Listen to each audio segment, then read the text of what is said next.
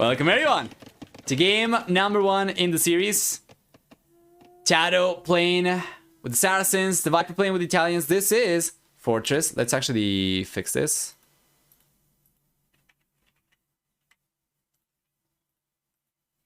Spain, there we go. Beautiful. Fantastic. So yeah. It looks like you're a full-time caster. I am not a full-time caster. I'm a half-time caster. And third time and a 3-4 times content creator. And the part-time producer as well. So I have 2 jobs now. So streaming is not going to be quite as important to my income as it used to be in the past. So this idea of giving up on the partnership of Twitch and instead giving you the ability to still use custom emotes on my channel specifically by getting a premium subscription to BTTV. That's something that I have to pay for. You don't have to pay for that. It's just something that I do so that you can use custom emotes over here. We can still have the channel emotes. They're just not going to be attached to subscribers and they are not going to be available in other channels, but that's what I wanted to know.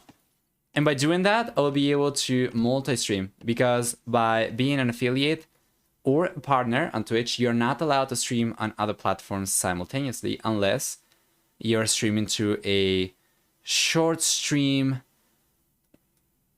platform such as TikTok or Instagram, which is never going to be the case for me, right? Every stream is like way more than an hour or so. So yeah, the subscriptions have a negative effect on your ads revenue. I mean, I guess so, right? Because not quite as many people watch the commercials, but it does yield more income than just watching ads. So commercials are like the bottom of the barrel for income. So I still get more from people subscribing than from people watching ads for sure.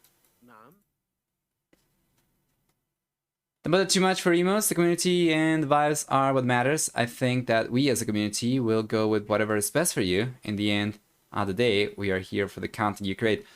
So that's what I would like to believe, right? But I do feel like I had to ask, because right now we have 150 subs. 80 of those are gifted subs. And from the 60 subs or so, like last month, I made $80 out of Twitch. I kid you not, I made $80 out of Twitch. If it weren't because of my second job, that would not have been enough for me to support myself. It was really bad, and I think it's probably because TTL not being quite as high interest as some of the other events. But yeah, I'm just thinking of like, it's not worth it, right? It seems to me. In any case, not a horse, man. Thanks so much for the gift sub. Getting a sub over here. To Rumoblau Bear. Hopefully I'm saying that correctly. It's very much appreciated. Thank you. This is not meant to be a call for help or something like that. Do not feel definitely pressure to start donating all of a sudden if you were not planning to already, or getting subs. I'm just discussing the possibility for the future. For the rest of this month, I'm going to continue being a partner, but it's something that I've been thinking of a lot. I think being able to multi-stream to YouTube as well would actually be better for the community. I would not get as much money, for sure. But it would actually be better for the community, because there's like almost no English coverage of Age of Empires for live streams on YouTube. For the most part, it's just going to be for the Spanish-speaking community and for the Taiwanese community, I think. Just don't make everything pay, please. No, as a matter of fact, quite the opposite. By opting out of the partnership, I will be able to stream on Twitch, and I'll be able to not play any commercials anymore. You would still have to endure the pre-rolls, but then during the stream there will be no commercials, and on YouTube specifically there will be no commercials at all whatsoever. And I will be banking for streaming revenue. I will be banking just on tips, and I am thinking of opening instead maybe like a coffee or a Patreon account, and then maybe sell some merchandise. So that's what I'm thinking of right now. But yeah, I'm not too happy about the way that Twitch is right now. So I'm thinking that I guess the other downside of not being a partner is that we don't get priority for quality, for transcoding, right? So if you are unable to watch 1080p streams, then that might be a little bit of an issue because Twitch is probably not going to be transcoding down to like 480p or whatever. Patron's best, sign me up. Thank you for the support so much. Seems like both go for archer play. Fortress over here, and it's also the reason why I kept on talking about the Twitch stuff over here. It's going to be a very, very slow playing map, and the players will not really be going for much of anything until we get to the Imperial Age, and then it's going to be kind of like Black Forest. Without the choke point, but the players will go for all the upgrades first, and then the units later. So we are not really missing much of anything over here. It was just a straight fast castle so far. And now they are going to fight over the relics a little bit. It's probably not going to be too much. It's definitely not going to be quite as heavily as it would be on Arena, sorry. But yeah, I've already said everything that I needed to say. Sorry about that. If you're watching this on YouTube, you're probably like, focus on the game, please. I understand this. This is something that I needed to talk about with my live audience. And it's also something that I would like to get your feedback on, right? If you're watching this on YouTube, would you be interested in live streams on YouTube specifically? Do let me know in the comments, please. Alright, so focusing on the game once again. Sorry about that. And taking a look at the civilization, Saracens over here are a very interesting pick. Tato will get cheaper markets, a trade resource for cheaper. He's gonna have also extra HP on camel units. He gets in addition to that, with the Saracens, bonus damage from archers against buildings. While the Viper, on the other hand, he's gonna have Italians. With a 15% discount to go out to the next stage, it's gonna be cheaper for them to go out to the Imperial Age, which is what we play for in this map. He also gets a discount on gunpowder units. Cheaper university upgrades as well, and then for the team bonus, access to condottieri from the barracks in the Imperial Age. I gotta be honest, I think I'm liking Tato civilization better over here, overall. I don't really mind the platform, but honest work needs to be paid, and you're very honest. Well, thank you, Quick Search. It's appreciated. Yeah, so the whole idea is I would not be a partner anymore on Twitch, and you will be able to watch either on Twitch, you'll be able to watch either on YouTube. I am thinking of maybe streaming on TikTok and Instagram at the same time, so streaming everywhere at once. But we'll see. We'll see.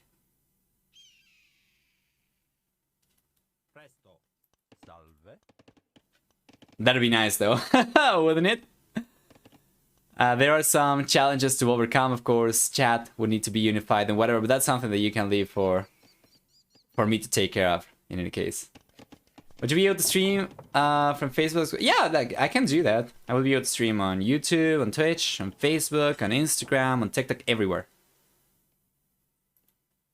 Facebook is not the best platform for Age of Empires 2, but yeah, neither is Twitch. YouTube for English content, that is. But it cannot hurt to add it, right? So we see the first relic coming in for the Viper. Tato's already been able to collect one relic himself.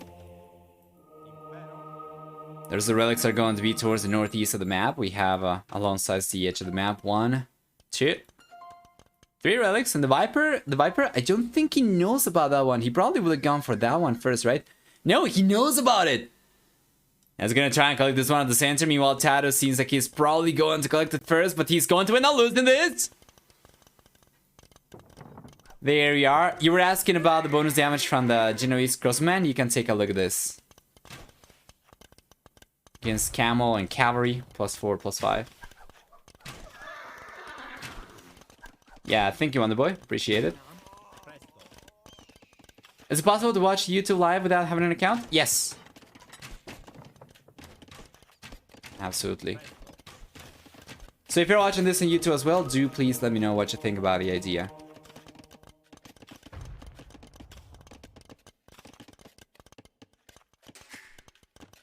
Personally, I love to have Twitch as a dedicated live playing site. I use YouTube more for music and educational videos. I don't really follow T90 on Facebook, though I like the option of going back in time. And the stream can't Argentina's internet handles so many co-streams. Yeah, I would just stream to a single place, and then that place would kind of stream to multiple places. I would use a service like Restream, for instance. And like, you can still use Twitch for a dedicated live playing site, right? Like, you don't, that's the beauty of it. I would stream everywhere, so you can still go to Twitch if that's the experience that you prefer as a viewer.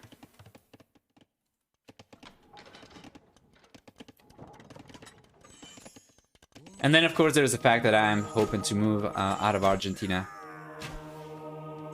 later this year or early next year at most, hopefully.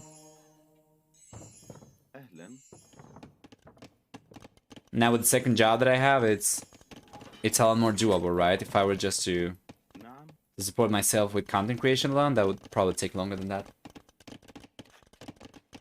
Can we please change the Viper to another color, if it's alright, or both? Yeah, we can have the Viper in the red color over here. I can see how yellow on this terrain can be kind of hard.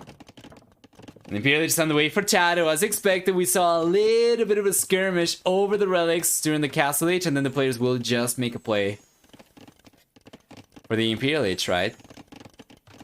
And Tato's falling behind a little bit in work account. The Viper's going out to the Imperial Age himself. Both players on 3 TCs. 4 TCs actually for the Viper. That's the reason probably why Tato's kind of falling behind a little bit.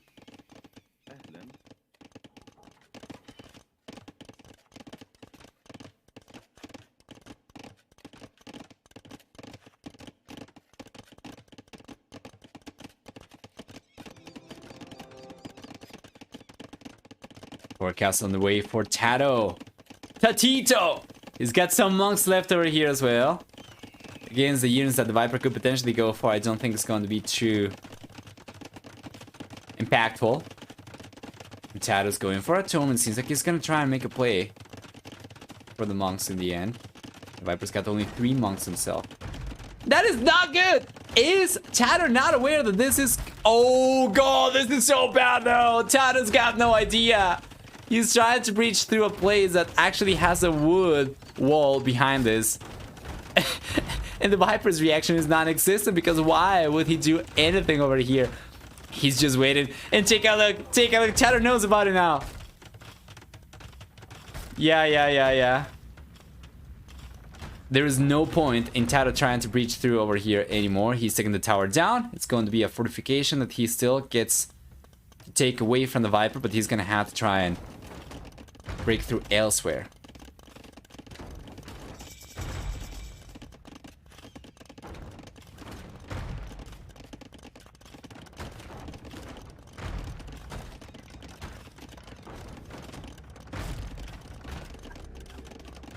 There we go.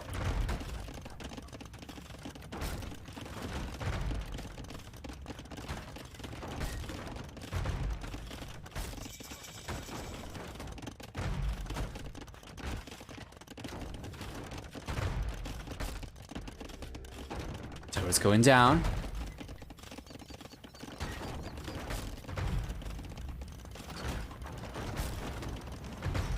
Tato's going to breach through once again. He's got a trebuchet over the Viper. He's going for the first trebuchet. The head start to the Imperial Age allows Tato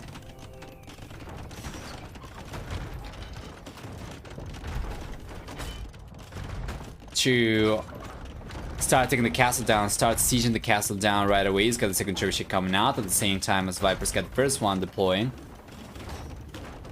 And Tato's looking good. The Viper's trying to expand around the map. He's got a castle coming up in the north.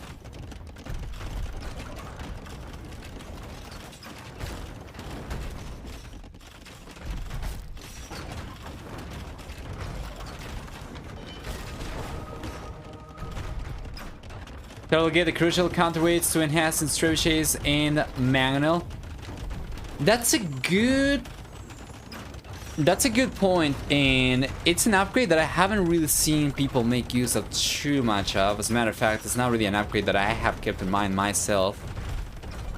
Let me take a look to see if he has gone for it yet or not.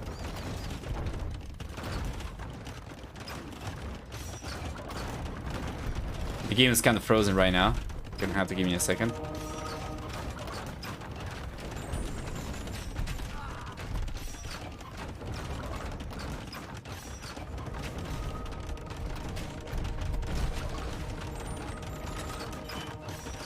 Gas has gone down already for the Viper. We see the conversions coming in from Tato, and the push is looking good.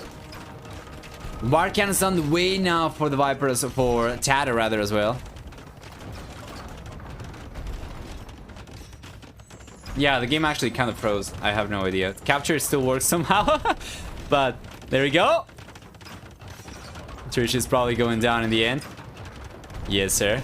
The Viper's gonna be left on only one castle over here, right? But yeah, the game kind of froze, so I cannot take a look at the tech tree to see if he's already gotten it, but I'll probably imagine he's not.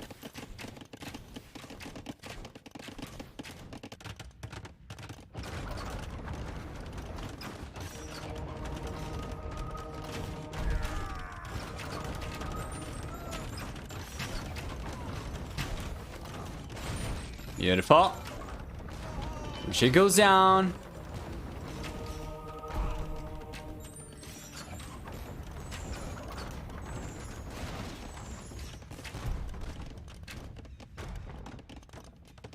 These Cherishes will end up going down as well. We have only one left over here for Tato. Going down right away. He's got some bombard cannons coming out to fight the Viper off.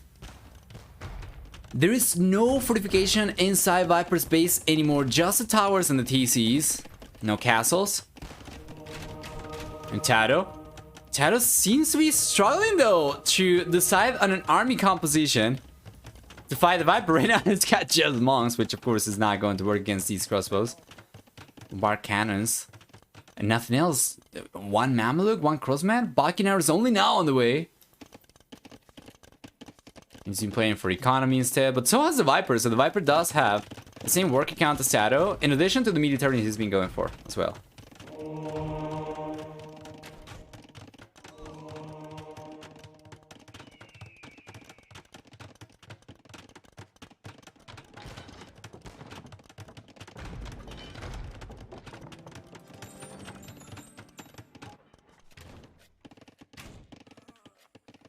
Here we go.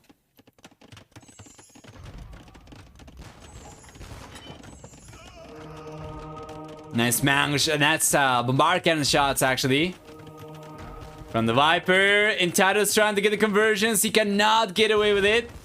He's got some bombard cannons coming over here. Doesn't that taking a bunch of damage, and in the end, Viper's looking very, very good. The crosses are coming in from behind to take the monks down, and still waiting on what exactly it is that Tato's gonna go for. If it's just going to be skirmishes and bombard cannons, well, the Viper can't just go for condottieri and clean that up.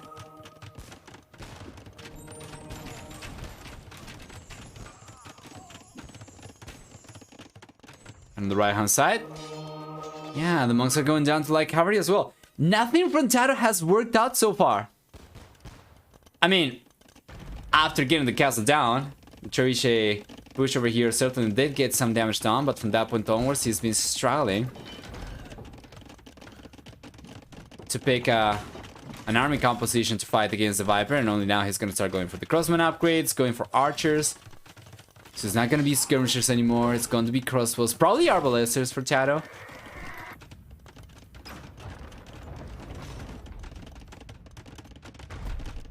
Yeah, arbalester, skirmisher, bombard cannon seems to be the play for Tato and the Viper.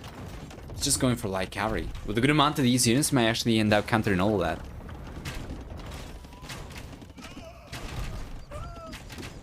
Very important for Tato to try and keep the numbers high. So we see the monks over here going forward into the front lines, trying to convert the bombard cannons. They will go down to the light cavalry. That was not good in control, unfortunately, for Tato. Well, the Viper ended up getting cleaned up to the castle. He still probably got a better bang for the buck over there, taking the monks down with the light cavalry. And he's holding on just fine. Meanwhile, Tato is going for more villagers. What is the plan over here? 171 villagers. He got 10 queued up. Like, I really don't understand what Tato's plan is over here. I really don't. Okay, there we go. He's gonna cancel the villagers. He probably realizes right now how many extra villages he's got. Let's get into the 200 population. He's got right now 15 military units. Well, 16, 20 technically with the monk and the bombard cannons over here, right?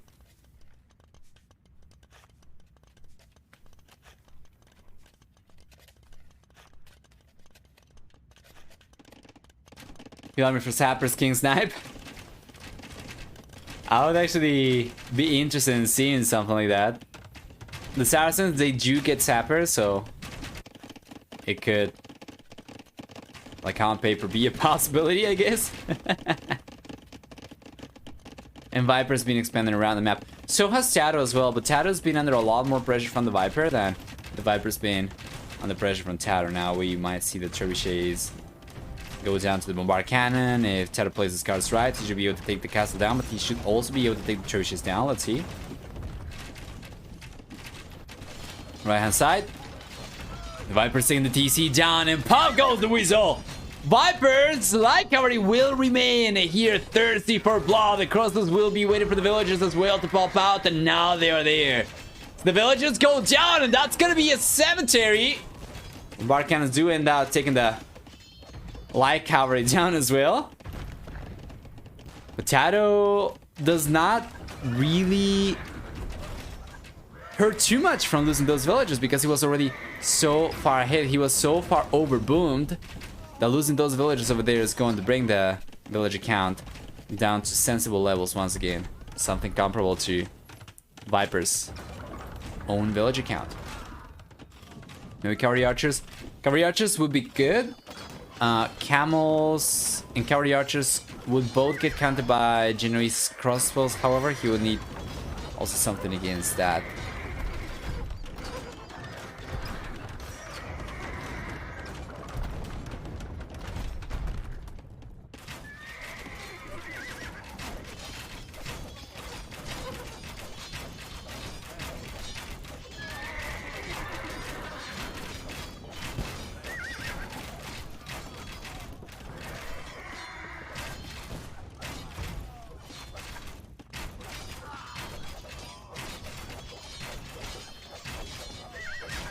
Here we are.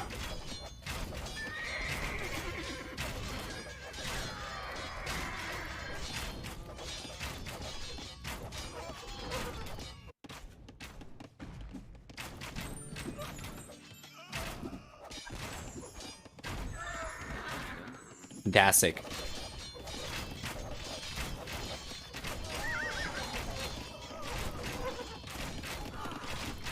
Yeah, you know, Viper's Hussar over here, it's coming in very, very strong, and Tato is gonna start going for Hussar, but he's playing defensive. It doesn't seem like Tato was ever gaining momentum. Even when he was able to get the castle down over here, he had nothing to follow that up with. Right? We saw Tato take the castle down from the Viper, and then just stop, and then not push anymore. And now the Viper's gonna be the one getting the raids going. Tato gave the Viper way too much time over here, so now the red player's taking advantage of it. The Hussar have been able to get a bunch of villagers down already, and the Viper's just gotten Pavise as well, so that's going to give his Genoese crossbows archers, even Contender extra armor. He's not really going for... Yeah, okay, there we go. He's gonna start going for some extra Genoese crossbows. Yeah, that's good. If he starts pushing with the Genoese crossbows and the Hussar, I don't see a way for Tato to defend himself over here anymore, right?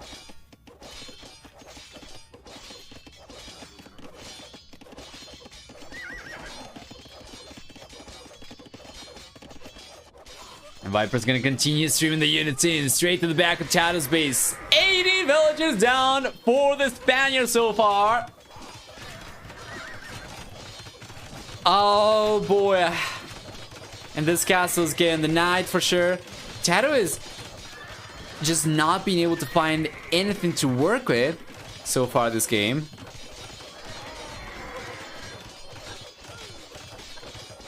And this should be pretty much over, I'm pretty sure. Give you all my bits and pieces. Basimir, thank you so much for the bits. Appreciate it as well. 16 bits. Gonna get me 1/6 of an avocado. I'll take it.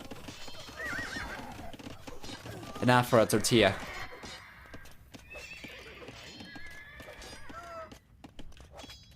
I'm just gonna have this proper rope dope style. Yeah, pretty much.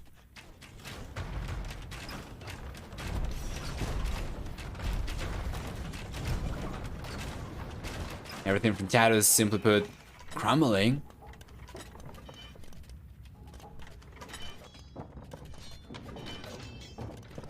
And Tato doesn't seem to, once again, find the composition that's going to allow him to even defend against the Viper, let alone attack. As the Viper generates crossbows, will start pouring in as well. Tato won't be able to even defend himself with Hazar anymore. But 6 is better than 212. Was Viper a 90 food because of the Hazar spam over here? Yeah. You don't need to go for that amount of food, but usually you want to get to like 70 or so food workers if you want to get the Hazar spam going over here. And Tato looked like he was coming in strong. With a head start to the Imperial Age, he was able to get the castle down, right? He was able to come in, take the TC down, and then he just kind of laid there and rolled to die. Was completely unable to figure something out against the Viper's push, and the Viper, on the other hand, ends up taking game number 1. There's a lot more than Tato's gonna have to do to take a series away from the Viper. Let's take a look at the achievements before checking the remaining maps and civilizations for games number 2 onwards. The Viper is gonna get a very nice KD, approaching 3-2. For economy, you have a stronger economy for the Viper as well. Looking fantastic. We'll see for society. Higher villager max count for Tato, 169. Nice. But of course, he was the one to lose the most villagers. 131 villagers throughout the game. Tato lost compared to Viper's 14 villagers. Dead. Hold on.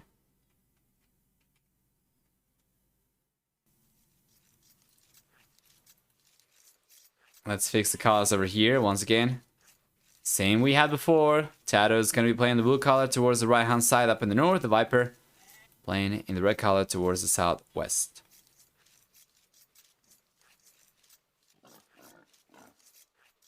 It's going to be Tatos for the Viper, yes, but no Gurjaras for Tato. He's got Burgundians instead. So it's the series of awkward civilization choices for Tato. He's already played with Saracens and Fortress. Now he's playing with Burgundians on Ghost Lake. When he had Gurjaras. And the Viper was kind of forced into Tatars. Huh. Isn't Britain's a common pick for Ghost Lake? They are. Yes, they are. In my opinion, it's not the best one. Like mobility can hurt sometimes. Checking these civilizations, starting with Mr. Tato, we'll see that the Burgundians will get access to eco upgrades 1 age earlier. For a 40% food discount, we'll have for the Burgundians a 50% discount on stable upgrades, in addition to access to the Cavalier upgrade in the Castle Age.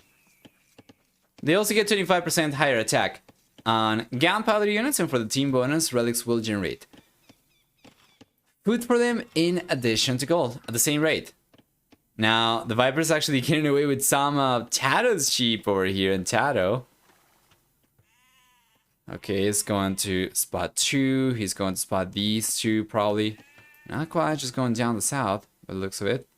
We'll still have 4 sheep left around the frozen lake, right? This one, and then this one.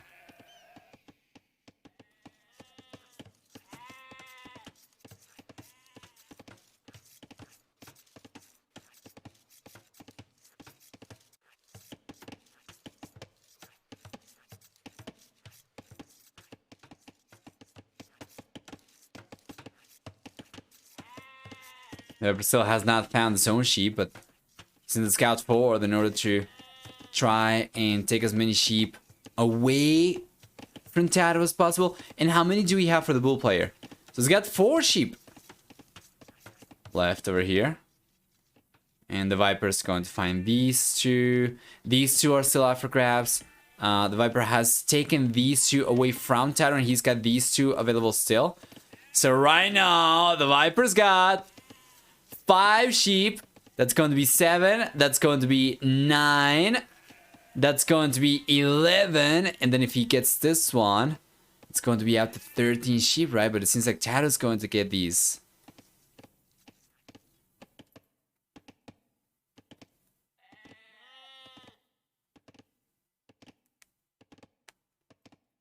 Tad's getting the sheep over there and the Viper. Yeah, it's gonna try to scout around here.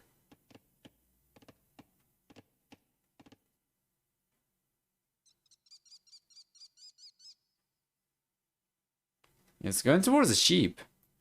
Because this is the only area that's still kind of left for scouting, right, for the Viper inside the frozen lake, so...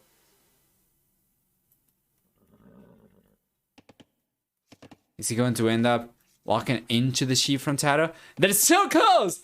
That is so close! The Viper was going the right direction, now he turns around. I think he's just trying to see if there are any sheep left over here. This is the smartest thing for the Viper to do. It's just kind of a lucky for him that he didn't get a little bit closer to the sheep. And it's a very lucky thing for Tato on the other hand, of course. VLH on the way for the Viper. How many sheep do we have left over here? Well, Tato's pushing deer. That is how dire the situation is for him. But we have 2 sheep left for Tato. The Viper. The Viper's got 7 sheep left. And then he's going to find these. So that's going to be 9 sheep left for the Viper. Remember, guys, Tatters. This is something that I did not talk about, actually. So let's talk about the civilization really quickly. We'll get free Thumbring, free Parthen Tactics, sorry. He's going to have also 25% higher attack against enemy units when fighting from a higher elevation. And then they have 50% extra food income from herdables. So he's got 8 sheep left over here that are going to be worth 1,200 resources. Technically, if you amount for some rotting, it's probably not going to be quite as high, right? So they do spoil.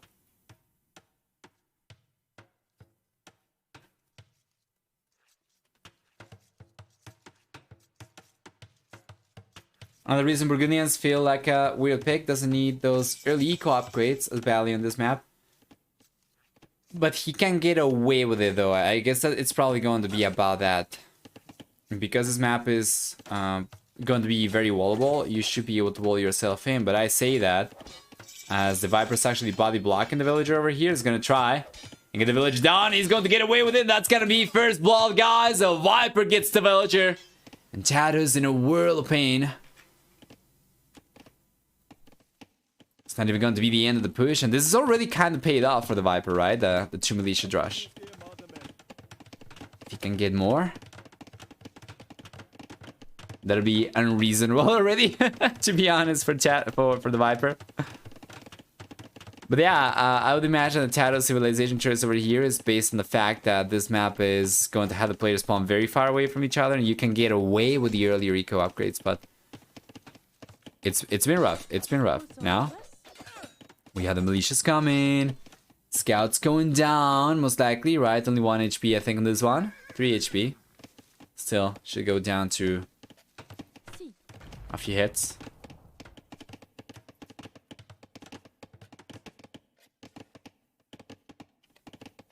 Still down and Wolves denied on a 2 militia drush. Feels like everything's going wrong for Tato. Yeah, everything that could be going wrong for Tato has been going wrong for the most part. And the Viper, on the other hand, is just chilling. Back home is going to have the full walls coming out towards the southeast right away. And then the full walls coming up on the left-hand side too.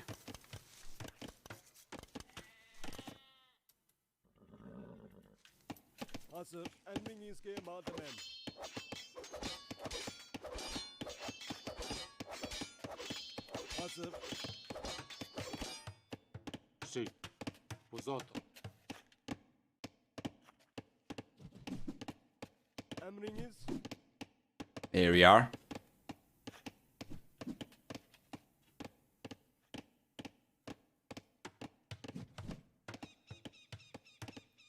Why is the Viper making farms? Yeah, I don't think he was surrounding these properly anymore. So yeah, he's just going for a farm over here. If he's taking one at a time, it's kind of difficult to fit all 8 villagers and keep your food income efficient. Let's take another TC time too. Where's the focus?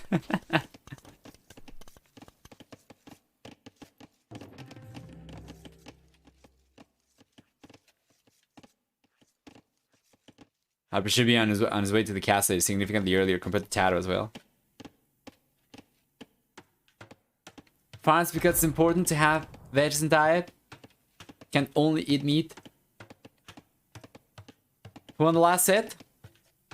Well, I'm just going to PM you the answer.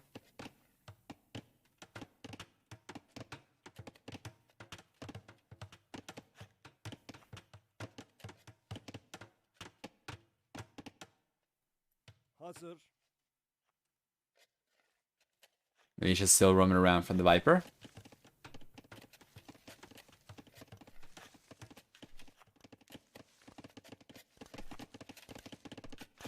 And you should have the answer, by the way, in your whispers. Yeah, the game has stabilized. From this point on, it's just going to be a matter of both these guys going out to the castle age. The Viper playing with Tatters. He's probably going to want to make a play for Cavalry Archers. Tato. He could go for Camels too, by the way. But Tato playing with Burgundians. He's probably going to want to play for economy over here, going for extra TCs.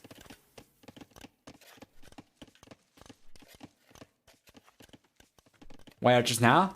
Well, the Viper gets free thumb ring. That's going to be immediately effective once he gets to the castle age, and the Archers can't take advantage of it. He has to wait until he gets to the castle age to make the transition into Cavalry Archers, which is what I think he's going to go for. It's pretty standard for the Tatars to do that.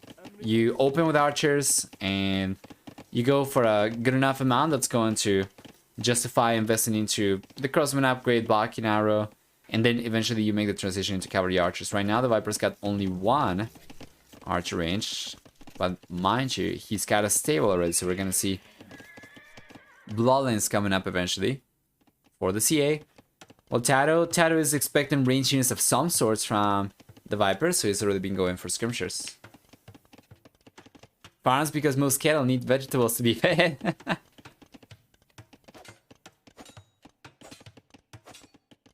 You know, there is a mechanic in Age of Empires 4 for the Mongol civilization. They have pastures, which allow them to kind of, I guess, what would you say, raise cattle? Like the pasture is going to give you a sheep at a consistent rate. Yeah, maybe you could do something like that.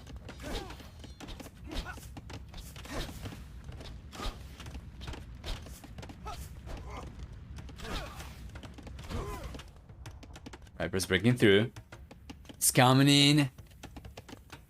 The wolves are coming out for Tato though, but we see the Crossman upgrade and Bakin Arrow upgrades coming in for the Viper, and here come the skirmishers, and that's a lot of units from Tato. If he plays his cards right over here, should be able to clean out the majority of the units from the Viper. Not a whole lot of space for the Viper's units to maneuver, really. So he will end up getting completely cornered over here. Beautiful trap. Beautiful trap from Tato.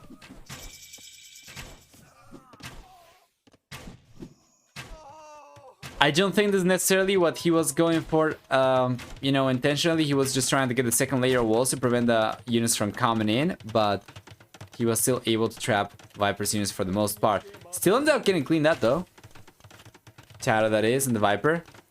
I would expect to see him make a play for Cavalry Archers at some point during the Castle Age. He's got 2 additional TCs in the way, and so does Tato.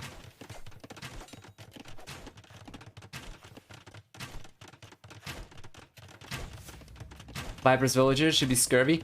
Is that the thing, like the sheep equivalent of mad cow's disease?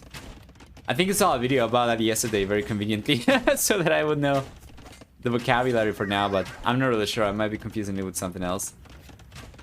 That was awkward for the Viper, yes. He's got a good amount of crosses still.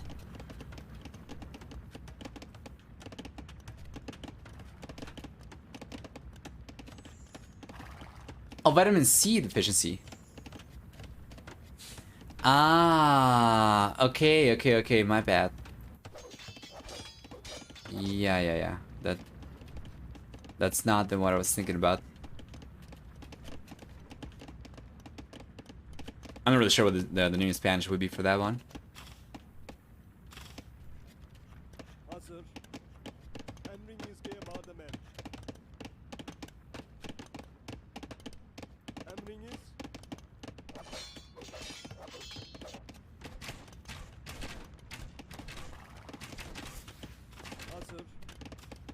There we go. But the mouth is a disease, I think you mean? Probably. I don't remember anymore. I thought I'd recognize the word, but I was wrong.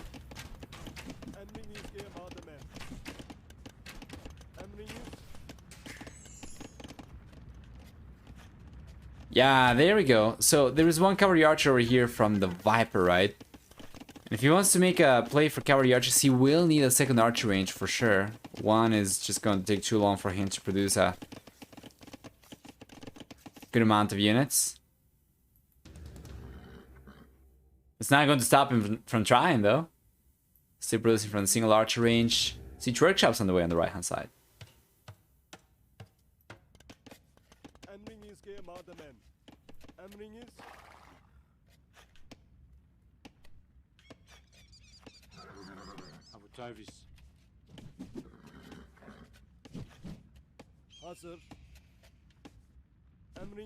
There we go.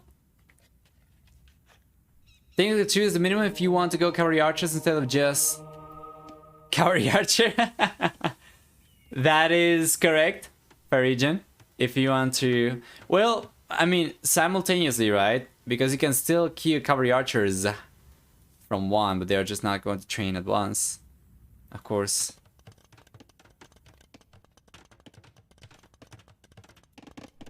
Yeah, the Viper's just kind of testing the waters a little bit. Not really going too heavily into it. And seems like he's content just playing for economy over here for the later stages of the game. And we're gonna see a castle come out very soon for the Viper. Tato does not have any stone miners right now. He's behind by about 3 workers. The Viper's economy is looking good, but so is Tato's. I think, as a matter of fact, Tato might actually be the first one to click out to the Imperial Age.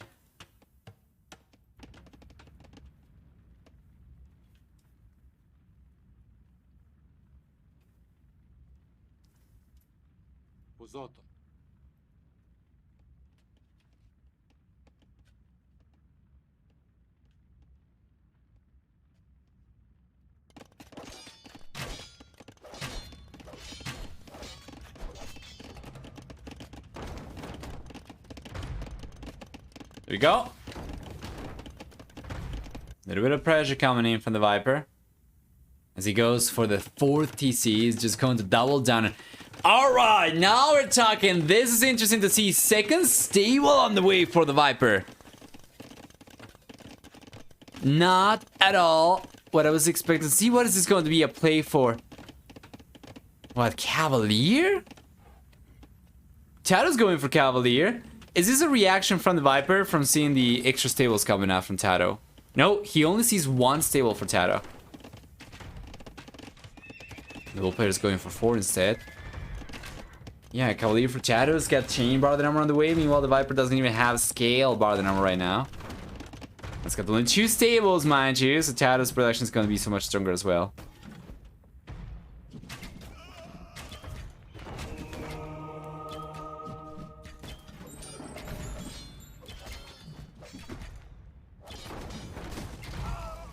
Nice shot. And it does go down in the end though, and Tato's revealed his hand already. The cat's out of the bag. Viper, he should know about the Cavalier. And he's going to go for camels in the Cavalry Archers. Yeah, this is good. This I like a lot better. But once again, he does want to go at the very least for a 2nd archer range if he wants to mass these units up. And take a look at the amount of food workers the Viper's gotten. He's thinking of going out to the Imperial Age in a moment. He's going for a crap ton of farms. Castle on the way. In front of his stone, in front of his gold.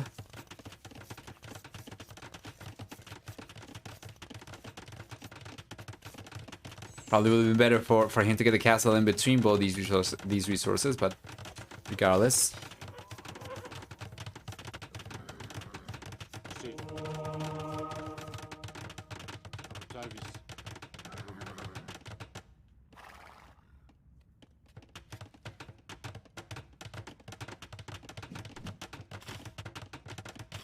Let's see.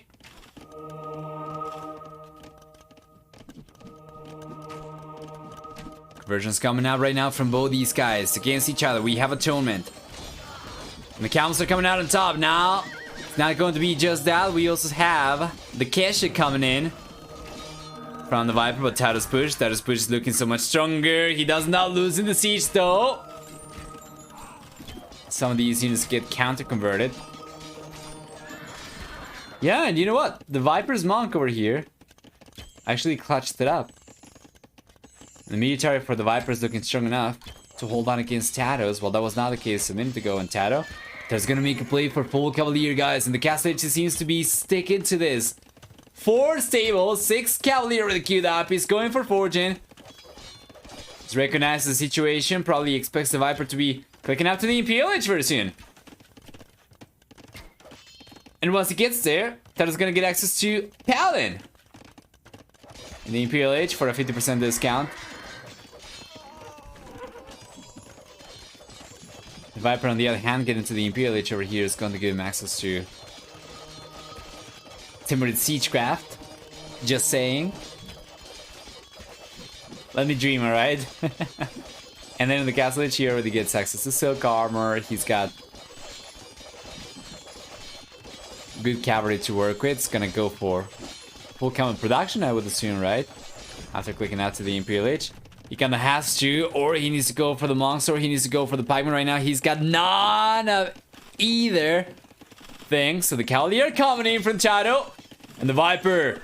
The Viper is gonna start taking a lot of losses. Even if he does not end up losing a lot of villagers, that's going to be a lot of LTC time as... Actually, not really LTC time, idle villager time, right? As the these are getting garrisoned and the economy is going to be impacted pretty negatively by Tato's Cavalier over here. You can take a look at the Viper, and he's going down to 57 worker efficiency in the last minute. Monastery is going down in a moment.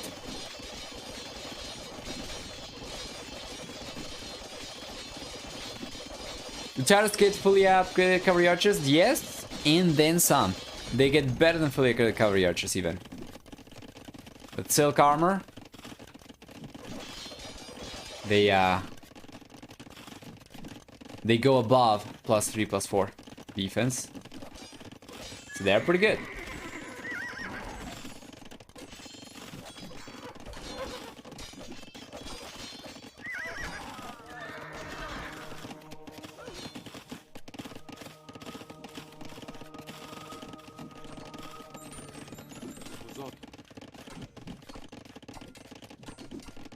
Good defense. Good defense for the Viper.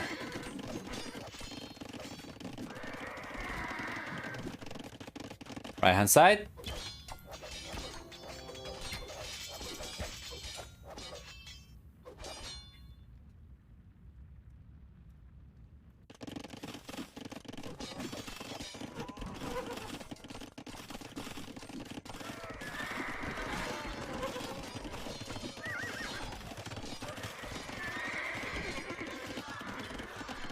Overall beautiful. Still for Tato. Willem now getting a lot of extra damage down over here. The Viper is paying attention, so at the very least is not taking quite as many losses, but it's still coming in at a cost. Imperial is here for Tato finally. He's going for Paladin right away. This is what I was expecting to see, what I was hoping to see as well. And how many units do we have? Tato is on 27 Cavalier right now. Viper's gonna go for another castle over here so that he can secure the gold. You are correct, by the way. The Viper, he's collecting from the gold down south, but the main goal is exposed. And where is he at the secondary goal? I think he might have already run out of it, right? Yeah. He already ran out of it. That's going to be the case also for Tato. He's going to have only this goal left and the main goal forward as well.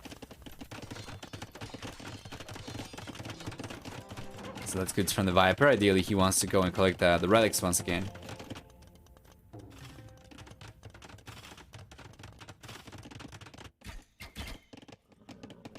Brother Armor's coming up now for Tato. Super good news, they do get much cheaper Cavalier and the Paladin upgrade as well, but they do not get Bloodlines. So the Viper going for just heavy camels should actually be able to pretty easily counter this on paper. But instead he's going to make a play for the Cavalry Archers. The Cavalry Archers are not a bad choice at all. And we just talked about this. They are better than fully upgraded for the Tatas, right? And if he gets a Michia with a Keshik over here, that's going to be a perfect armor composition for the Viper to suppress whatever Tato goes for.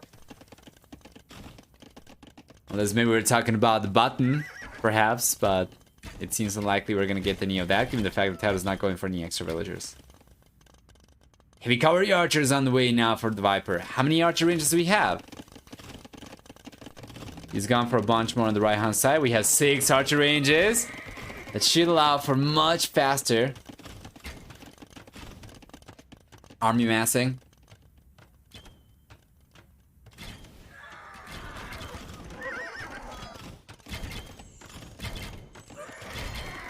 Can you steal wolf kills? Wolf chases K6? Yeah.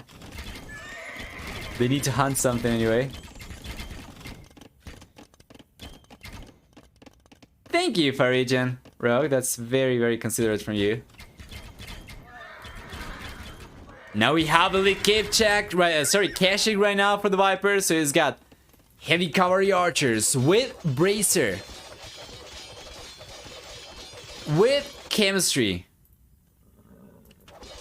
He's got thumbring, art and tactics, bloodlines, and husbandry. So these guys are almost fully upgraded. The only things that we're missing for the Viper is leather arch armor, ring arch armor, and silk armor. Those 3 upgrades are going to take these into fully upgraded HCA.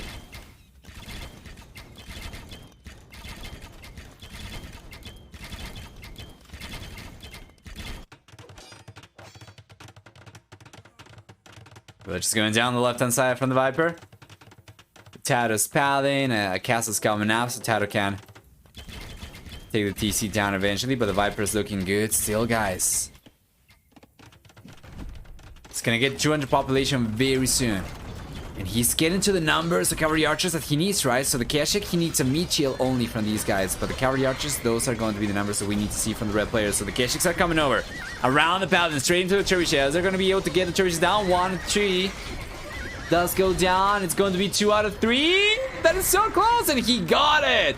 At the very last second. There's only 1 trebuchet left over here for Tato. The Viper's got enough villagers to repair this castle for a while longer.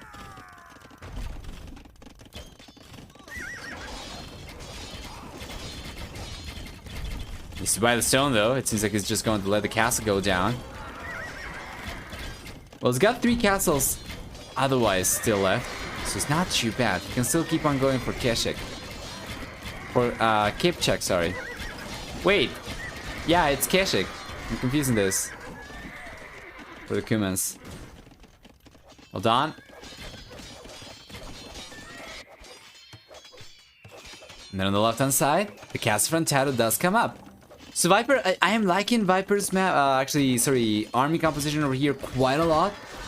But he needs to mass the cavalry archers. Right now he's housed at 180 pop, 185. If he had 15 extra cavalry archers over here, that'd be so much better for him. And silk armor's on the way. He's got leather arch armor as well, so he's only missing ring arch armor after getting silk armor. That's going to take the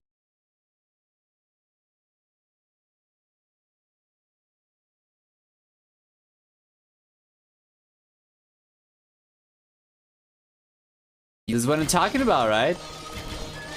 The Keshik meat shield. He's got a lead for these guys. They already have played bar than him already. And then the cavalry archers are going to take care of pretty much everything else. With silk armor, these guys are going out to +4, +5. And once he gets ring arch armor, that's going to be +5, +7, +5, +6, sorry. Just so good. No. Actually, it's going to be plus, damn it. +4, +6. Yes. Yes. No. +5, +7. What am I talking about? I was taking a look at the Keshik over there. I was like, that seems to be too low armor given the upgrades that we already have. Yeah. It's going to be +5, +7. Regardless, it's going to be ridiculously strong for the Viper. Now that he's getting to the numbers that he needs, he's able to start pushing back, right? Before he was on 20 or so cavalry archers, now he's gone up to 35. So what's the win condition for each player right now? For Tato, the Viper needs to mess up big time. Viper's right now in a position where he's gonna have a much stronger army to push with. He needs to go for some siege and Taro, I guess there's always going to be the button to potentially consider. But from this point onwards, it's going to be all about map control. And the Viper's army composition is better overall. Unless he, in my opinion, misplays over here. He should be pretty much guaranteed to take this one. Taro, going for paladins only, is not going to have a strong enough army to fight the cavalry archers. Can Taro sustain this? That is the key problem for Taro. Because going for the paladin over here allows him to stay in the game. But he won't be able to push back, and the problem is that he won't be able to sustain this forever. How much gold do we have left? Well, he's got this gold only that he is not collecting from. It's going to have 1200 gold, and then this one he is collecting from is about to get pushed away from. It's going to have 1700 left, so the Viper is looking stronger in my opinion. Much, much so. Would Scarlet be good here? Yeah, actually Scorpions could be good against the cavalry archers. But the problem is that once again that's going to be for defense. You won't be roaming around the map with Scorpions, right? And you will need the meat shield to protect those. So like Taro will be kind of pinned back home if he went for those anyway. So the Viper is looking really good. It's already pushed Taro away from here. Taro's gonna start collecting from here instead. Once again, this is going to run out in the next 5 minutes or so.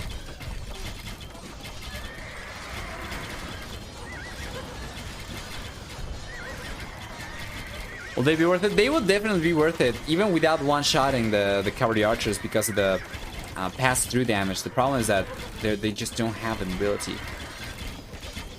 And on a map like this, mobility is king. I was expecting to see Gurjaras for Taro, precisely because of this possibility. Cavalry archers are so strong. Gurjaras with Srivansha riders can try at the very least to shut down the Taros before they get to this position. And here come the Paladin! Viper's gotta make sure that he keeps the cavalry archer alive, so he's just roaming around. He's going to bring the Hussars and meat shield. And Taro cannot keep on going for too many Paladin anymore. He's got Pikeman right now on the way. Pikeman's not going to cut it against cavalry archers. And then on the right hand side, some Hussar coming in from the Viper as well. My lord.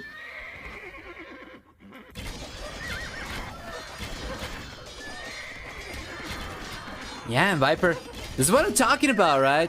Unfortunately, Taro finds himself in that position where he's... Like, the game is beyond his control in the sense that if both players play the game perfectly, the Viper comes out on top. And Taro's gonna be banking on the Viper making some sort of mistake over here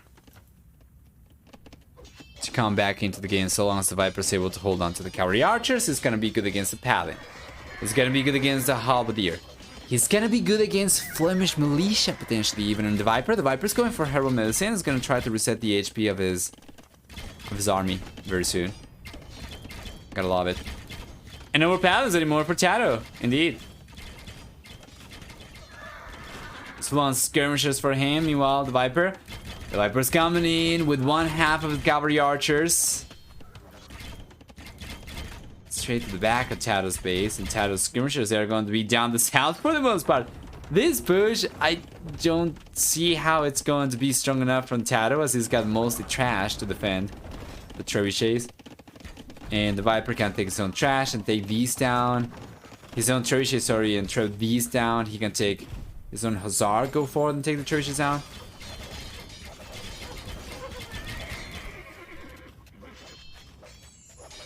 Making some sort of mistake on Viper's part. And Taro making an insane play at the same time. Yes. The plans need to align over here for Taro. Realistically, the Viper is in a much, much better spot. He's running out of gold though. But so has Taro. Viper's got 3 relics, Taro's got 2.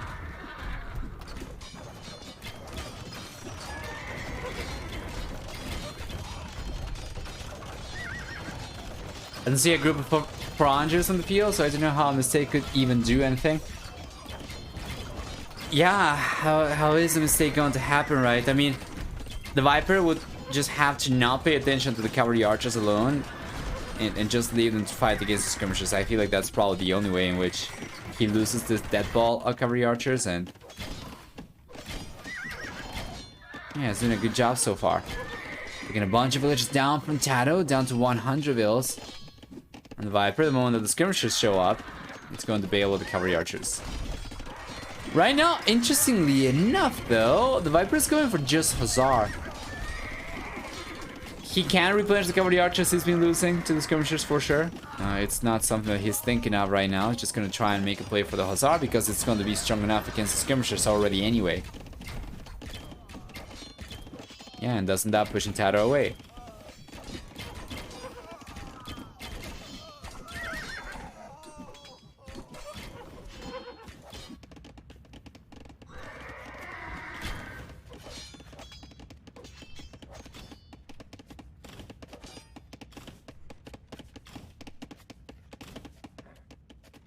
Cavalry archer still roaming around the back of Tato's base, the Viper. He's probably going to end up losing these. That's not ideal, but he's got Hussar moving out to the north. And eventually he's going to breach through over here as well.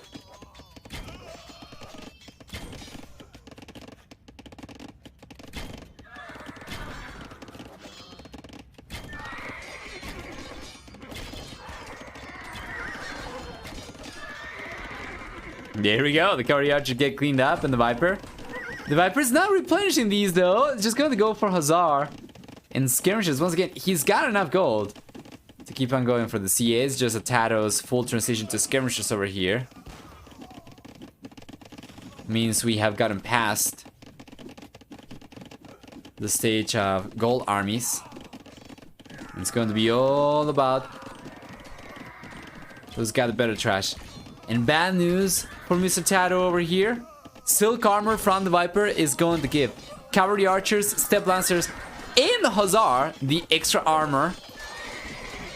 So if you take a look at these guys, these are going to be better than fully upgraded Hussar with +4, +5 melee and pierce armor, right? Compared to Tato's units. Yeah, Tato right now is going for halberdier for skirmishers, which will be good technically against the Hussar. The halberdier are going to take these guys down, but the Viper's got the mobility, and that is absolutely king over here.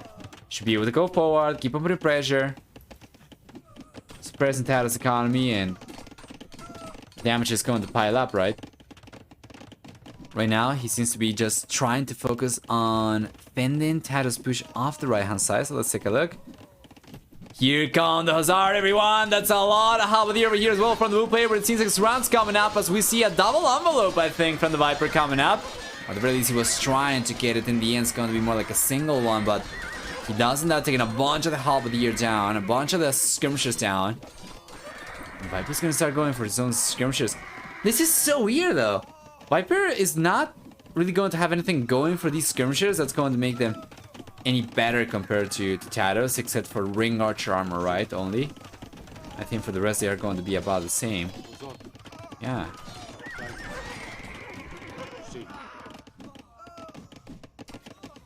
Well, I guess regardless, right? Viper's units will be stronger.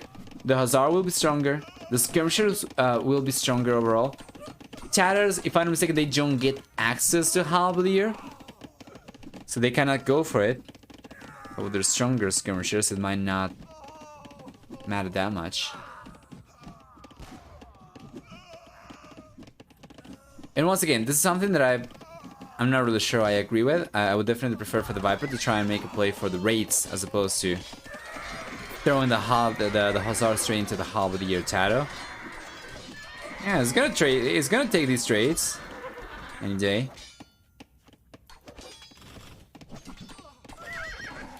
Unfortunately, the game is kind of turned into a stalemate. If this keeps going, Viper will run out of wood first. Yeah, probably. I mean, he does have a castle on the left-hand side, so he's got some presence over here. What is this, gold miners? Oh yeah, okay, so he was collecting the final gold on the map. I think so, right? Yeah. Oh, there's some over here still. 600.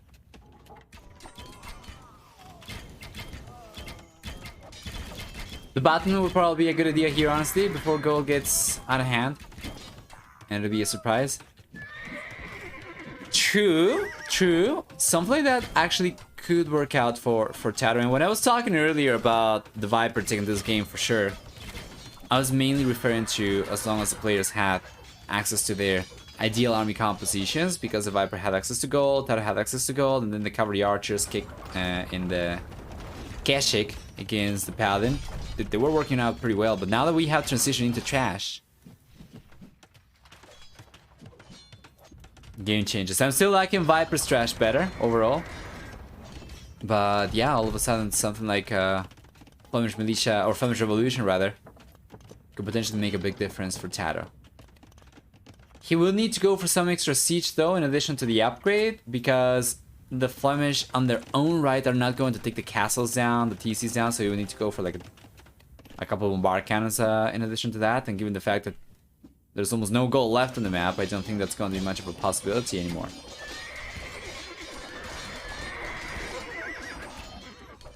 For that, Tato needs a lot of food that he will be spending on, and the distance is too large too. Yeah, the distance is too large. He will need probably a couple thousand food so that he can replenish the villagers after going for Flemish Revolution, and he will also need a bombard cannon. So it's not going to be quite a straightforward thing for him to do, right? He cannot just go for the upgrade as he is right now. That would just get completely flattened by the Viper. He needs the bombard cannons. He needs the food reserves to replenish the villagers, and he doesn't really have either of those things.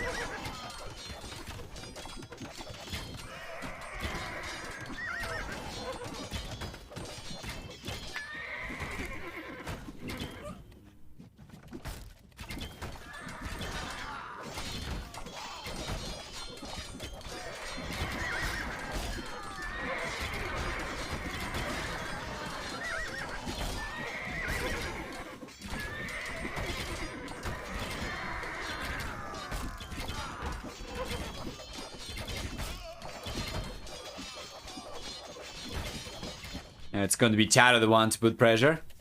The Viper. The Viper's still on a stronger population, mind you. And it's amazing how he's able to keep up with everything. He's going for a contingency TC over here, since he's part of the Hussar and the TC's coming up, and he's going to be fine. We have Capt Run right now for Tato as well. He's got trebuchets on the way. Alright, alright, alright. I'm liking this a little bit better if he can keep the siege alive. That's the important bit. If he's able to hold on to his push over here, keep the siege alive, then play for Flemish Revolution might actually work out. And take a look at this. He's already made a transition from lumberjacks over to farmers. So now he's gonna start amassing the food. He's gonna start amassing the food. He is using it for the most part right now to go for the Hussar units, but this might allow him to replenish his villager count if he does end up going for it.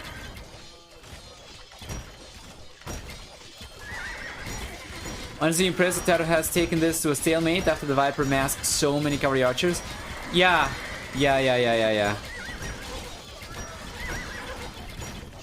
Gold runs out and Viper is now gonna be, I don't want to say in a precarious position because he's not. Both players are gonna be in charge of population, pretty much locked from this point onwards, but Viper is not looking quite as strong in any case compared to before, right? Compared to not that long ago. 45 walls! But here comes the Viper, it's open though, up in the north, and the Hussar coming in already. Yes, sir. So the Viper starting some extra villagers down over here. If Tato was ever hoping to go for Flemish Revolution, he would need to keep the villagers alive, and right now that doesn't seem like it's going to be much of a choice for him. Yeah.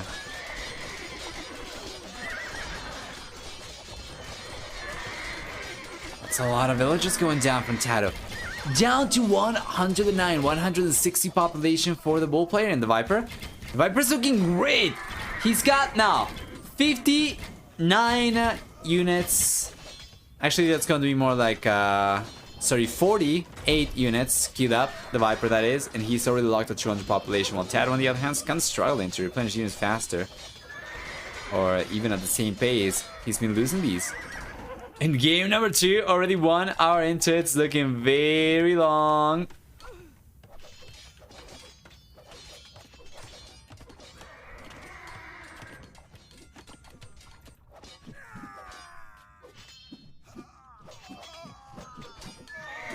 I think it probably got I think it didn't get built completely because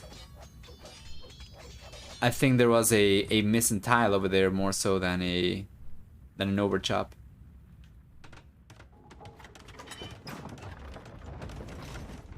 Cherry is in for the Viper. We have the cherries for Tato as well. Where are they? There we go. He's got them on the right hand side towards the south. He's gonna go after the castle from the Viper, and the Viper is going after the castle from Tato. Single cherry though. Okay, chicks are coming in though. This has been an overchop, I'm pretty sure. Yes, sir. You can see the villagers go straight out of the wood line into the lake. And the Viper's push over here is looking promising, but right now, Tato is probably getting away with the most damage done, right? With all the Hussars straight on the back of Viper's economy. And the blue players being able to replenish these villagers, right? So now it's going to be 200 population for both these players again. Damn, boy! That's a lot.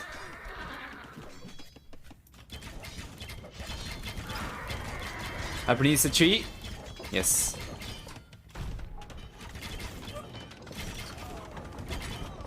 Oh, it wasn't an overchop. Viper here with the tree shade to let the Hussar in. He took the tree down with the tree shade. Okay, that was pretty smart. Good catch. Good catch. So the foundation that I see right now is just to close the gap as opposed to what was intended to be there in the first place. Makes sense?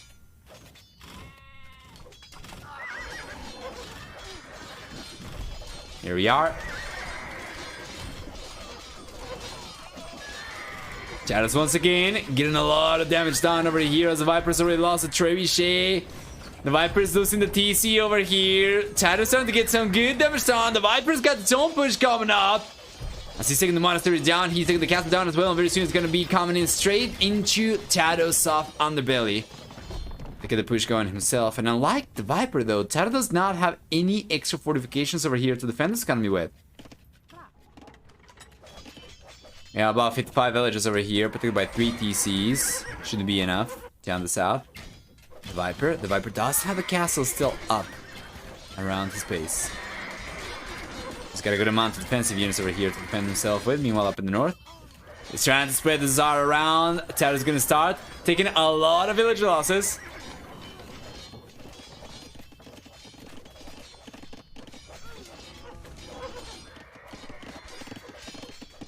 But not enough to go down to Tato's, to Viper's village count.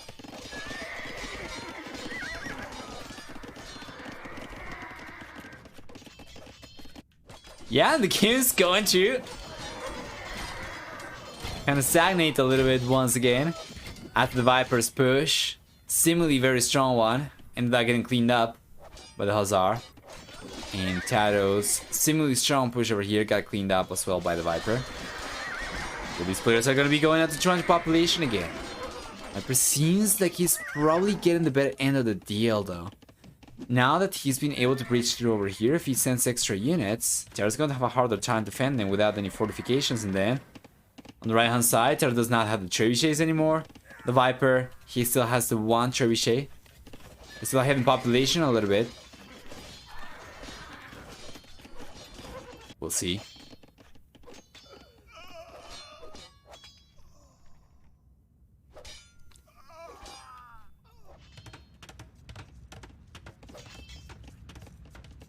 Oh boy, and the struggle continues. How long is this game going to go for? I feel like if I open predictions right now for 5 minutes, it would still give us enough time to have pretty 50-50 predictions come up without anybody getting a big lead or anything.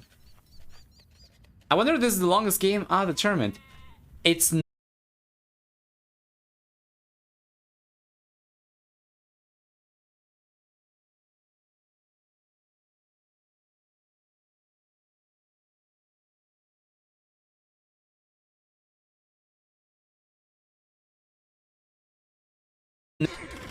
From the ones that I've been casting though anyway, the vast majority of the series. There are 4 sets that I missed during the entire tournament. 2 series from the round of 12. 2 series from the quarterfinals. That's about it. Given no one has momentum, it might become it. I don't remember exactly what the longest game was, but yeah, I would imagine it's probably going to dwindle over here. Although Tato's kind of struggling to keep production going though. Take a look at this. He's got 78 food workers, but he's got right now only 10 Hussar queued up, and he's got 40 food. The Viper on the other hand's got 1,000 food, and he's got already 42 Hussar already queued up. So it still seems to be fair on this neck for the most part. They're going for the counter raids. The Viper cannot come in though. Tato's already re-walled. Tato on the other hand is coming in straight into Viper's economy, as Viper's got the castles over here, but he's got no walls. Cavalry Archer still doing work. Yeah, the Viper went for a few more as well. He didn't have anywhere near as many before. So he's been going for some, been taking advantage of the relic. Income for that.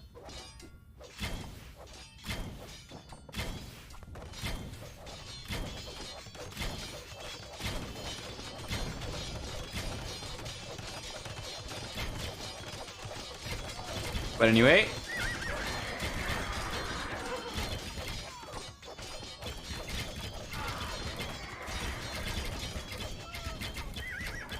there we are.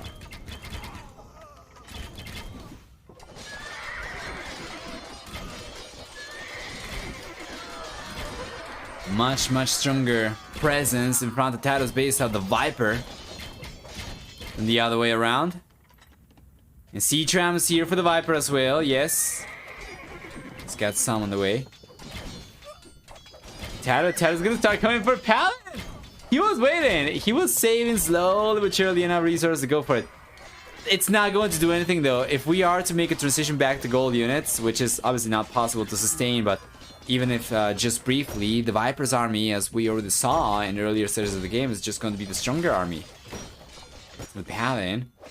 The Paladin, at most, from Tato, they will be good to get some raids going and get some extra villagers down, right? So he's going to be able to sustain a raid for a little bit longer, but he won't really be able to sustain production of Paladin, quite obviously, and he's not actually fighting the bulk of Viper's army, so once the Viper's able to breach through over here, should find himself in a much better position to get damage down.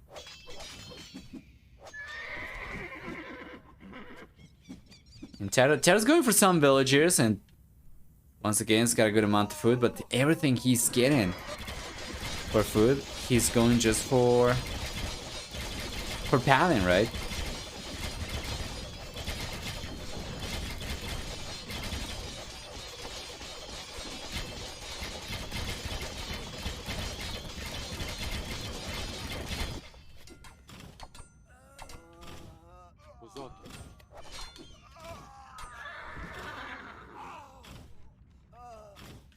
There we are.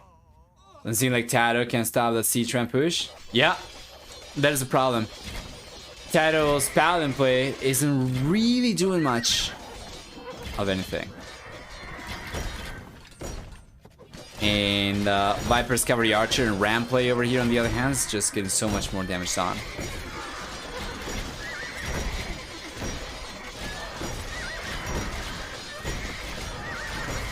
There we go. The engagement taking place. This could be one of the bigger ones.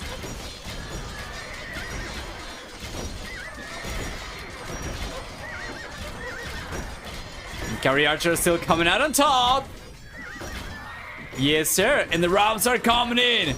We have some Hussar coming up from Tato, and the Viper should have more Hussar on the way as well.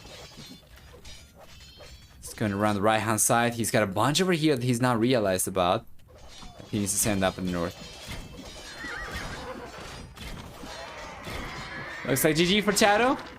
As you say that, he bounces right back at the 200 population, doesn't he? But yeah, the Viper's the one with momentum over here for sure.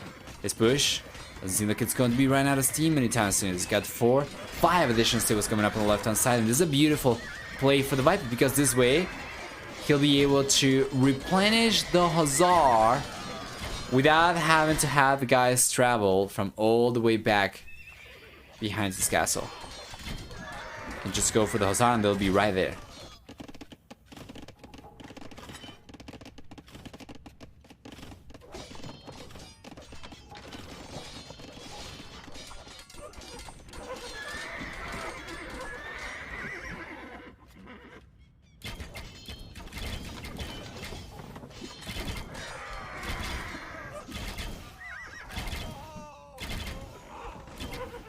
There you are.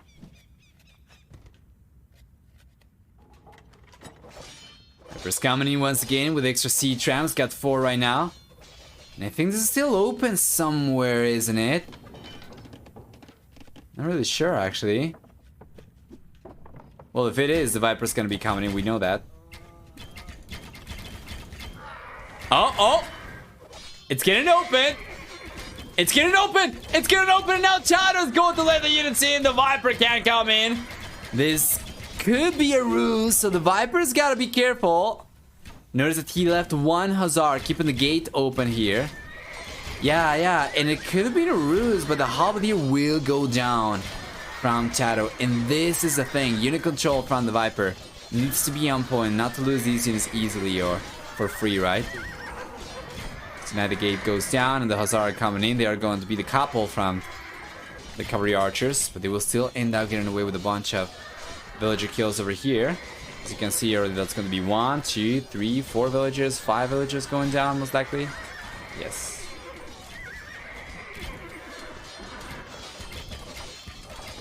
And I agree with you in saying that Tat is very resilient. However, the Viper's momentum over here is looking absolutely unstoppable. The sea tram, it's going to be very hard for Tato to put a stop to this. And then if you take a look at the resources around the map, Tato is probably going to be running out of wood a little bit earlier compared to the Viper. Let's take a look at the resource view over here. So how much? We have this wood, which is under control of the Viper. We have this one, which is under control of Tato. Then these two are under control for Tato. This one is so as well. So he actually does have a good amount of wood. You know what? The Viper seems to be struggling in that regard a little bit more. So there are 2 woodlands over here he's collecting from, and then this one. And Tato seems to have a little bit more.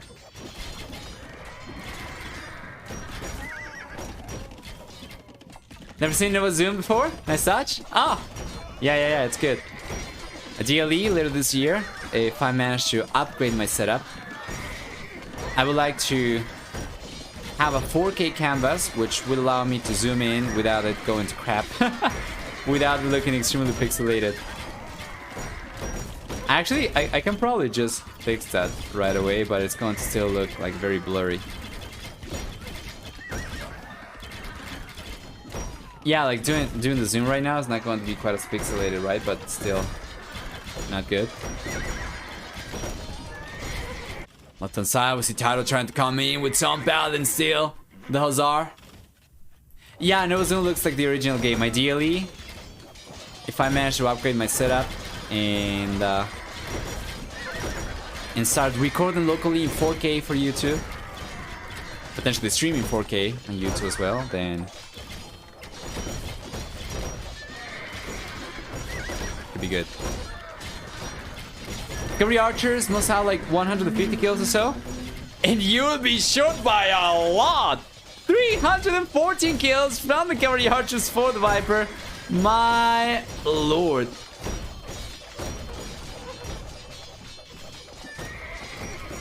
Viper is non-stop in here. Non-stoppable in Tato. There's got the castle. But it's not going to do much of anything against the C-Tran, right? Chat's drunk. Blur's not being noticed. Hey, Artflix. Hi, welcome.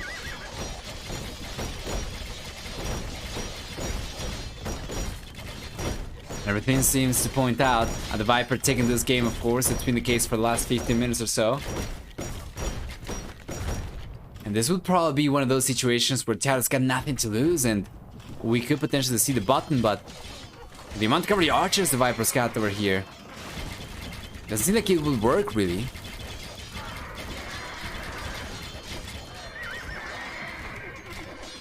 Not to mention the fact that Tad's got nowhere near enough resources to go for something like that. It's barely able to keep up with production.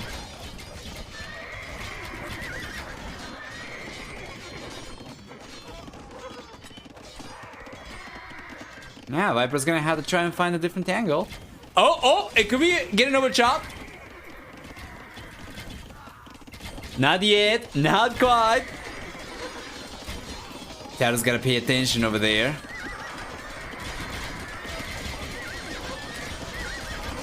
And the Viper could come in once again, the same way. They would have been able to just a moment ago.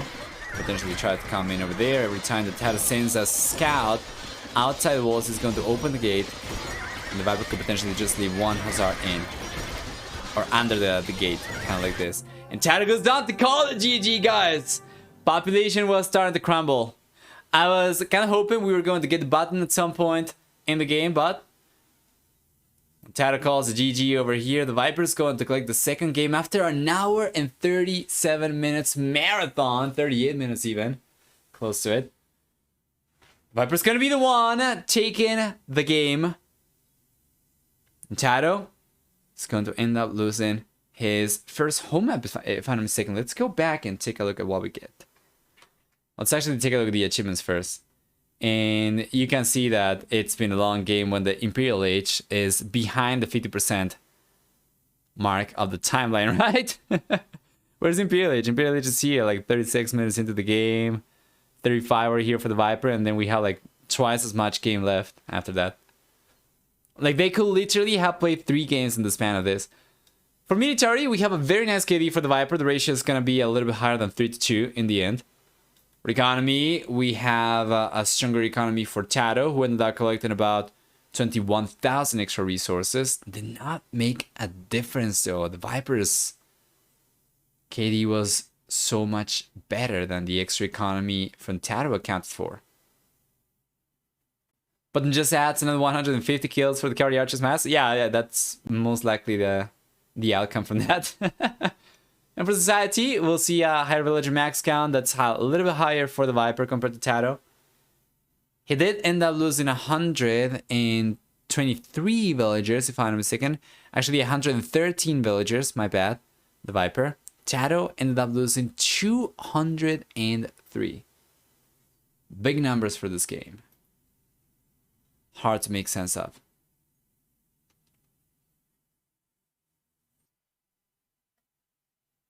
There's a pause, though. Yes. Let's fix the colors once again. We are just going to have Tado in the blue, the Viper in the red, to keep consistency with the previous games. And for civilizations, Tato's got Lithuanians, the Viper's got Mayans. This is Arabia for game number 3.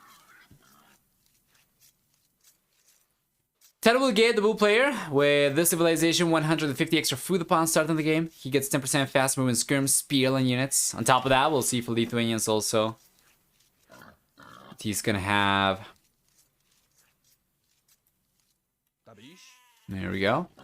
On top of that, we're gonna see for the Lithuanians also 1 extra attack on knights and Lycha units per each relic garrison, up to 4 relics, so up to 4 attack. Up to plus 4 attack, rather.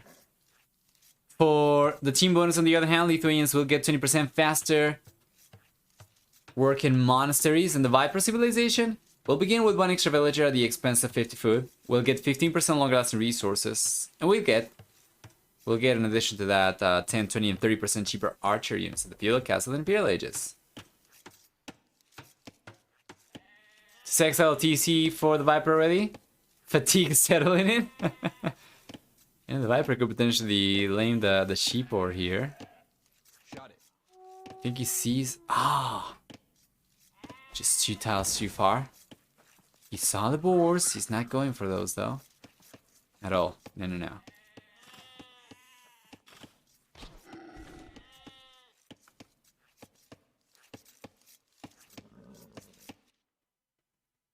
Missing the sheep lane. Missing the sheep lane. Could have tried to go for the border, although he probably would have gotten spotted. And seems like Tato's gonna be fine. Seems like the Viper is going to be just fine himself too.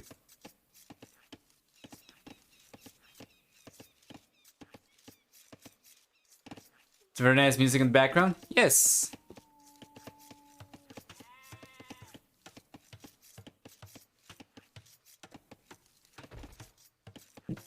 Let's take a look at the map generation starting with Mr. Tato. What do we get for the bull player?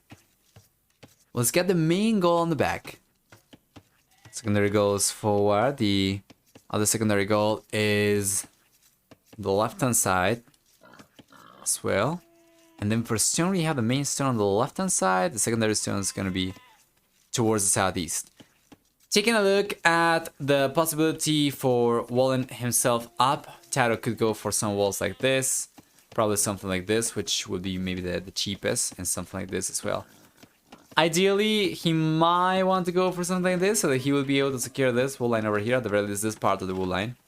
But players usually don't scout this area, they're only going to scout to the nearest wool line, so it's probably not going to know about this one even. Yeah. So the main goal is going to be good, right? Eventually, he will need to make a play for the extra resources, namely the stone over here is going to have to protect at some point, potentially in the castle edge, going for a TC over there, and then maybe a TC over here to protect this one as well. So he's got the hill too, but then this goal is going to be very far away. This goal is going to be so far away as well. And this one specifically, it's so far away that it even looks like a neutral gold. I think it's somewhat a comparable distance, right? Between this and this, the actual neutral gold. Yeah. Chicken Viper's map generation on the other hand, we'll see that the main goal is forward for him. We're gonna have the secondary goal towards southeast. There is another secondary goal that's all the way up in the north, behind the scoreline. Or the scoreboard rather. And then the main stone is gonna be on the left hand side, secondary stone is gonna be on the left. He's already going for the walls. We can see a layout over here, and it seems like he's gonna try to go for something like this. Pretty similarly to what Tato could go for himself. This is going to secure just one mineral for the Viper, and it's not going to be any of the gold, so this is much better map generation for Tato in my opinion.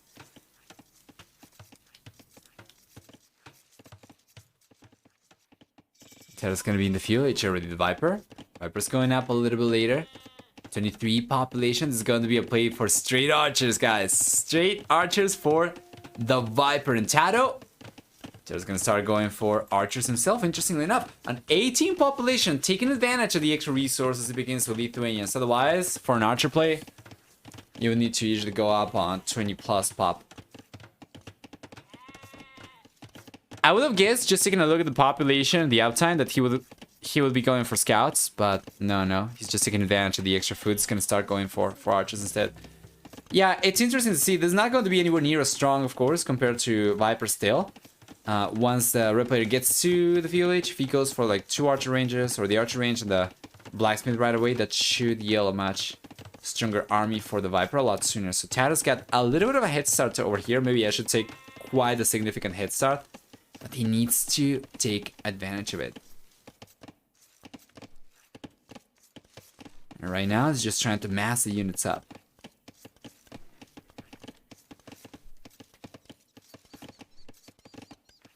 This map would have been crazy for a rush from Tato. Yeah, given Viper's resources. Probably, right?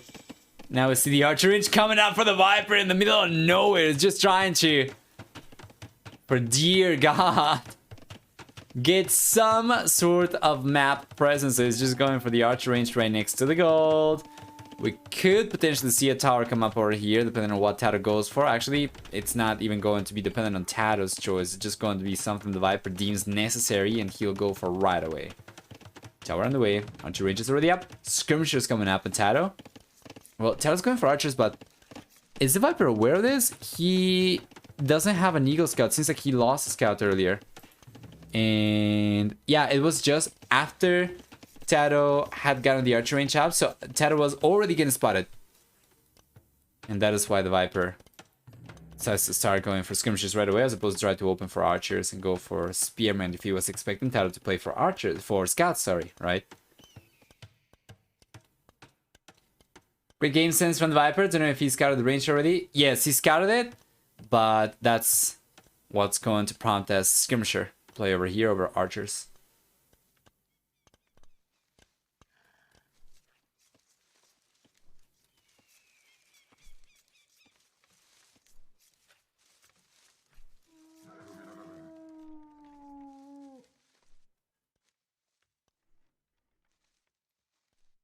Goes on. Ashike.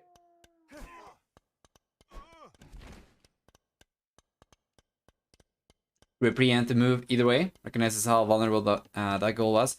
Yes, on paper, Taro could still end up denying this if he were to go for a tower himself, or even archers with fletching. Striking from this position would still end up pushing the villagers away from goal, but we'll see. Yeah, that's enough range already. Yeah, that's good. Yeah, that's good. That's good. Taro does protect against the archers at the very least currently. And Taro is probably not going to try to make a play for a tower or anything like that. Viper's defender's advantage over here is too strong for Taro to fight against. They're very far away. If Taro were to have his tower destroyed by Viper's villagers, for instance, he would have a very long way back home. The Viper would probably end up getting the villagers. And the game stabilizes.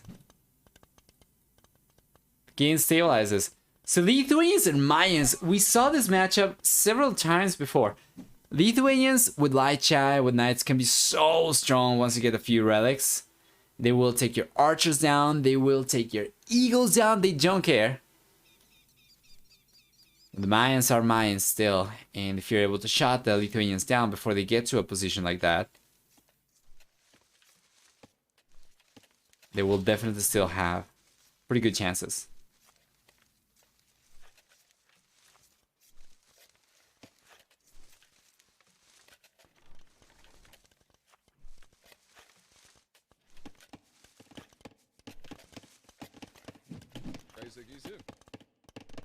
There we go.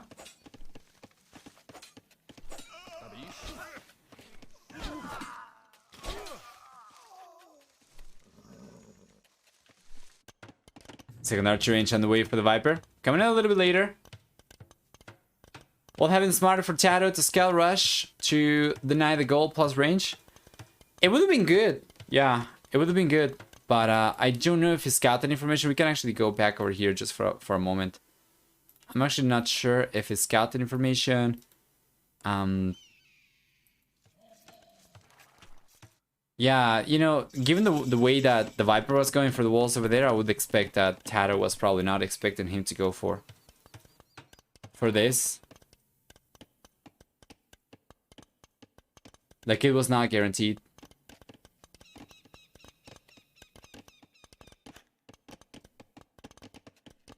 We have seen plenty of times in the past in maps like this that players just sit behind the walls and don't go for the goal whatsoever and then just rely on the market to click up. Play defensive and rely on the market to click up. Scouting info would still have played a part? Yeah. Yeah, definitely.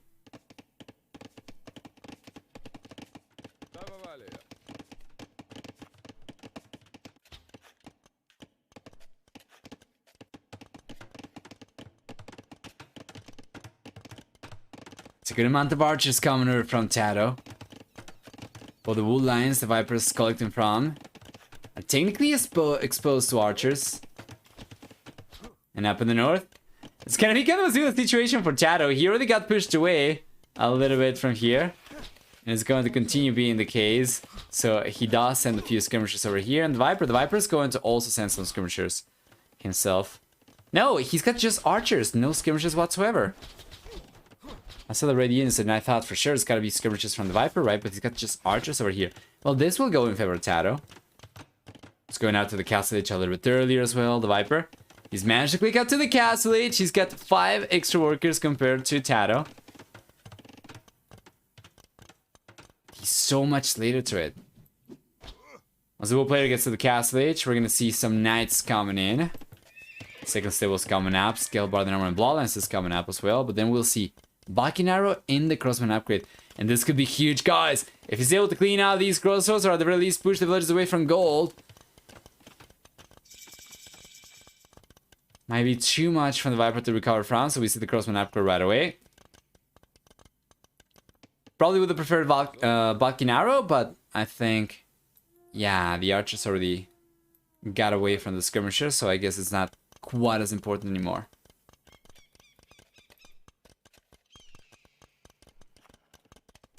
Yeah, and Viper does have archer armor, so that's a little bit better. Bucking Arrow is coming out right now for Tato. He's gonna have this one finished before the Viper even gets to the Castle Age, so there is definitely potential for Tato to get some damage done over here. He's coming in with the archers. Gonna try and get some of the villagers down. The Viper recognizes the units are coming in, so he's just going to pull the villagers away.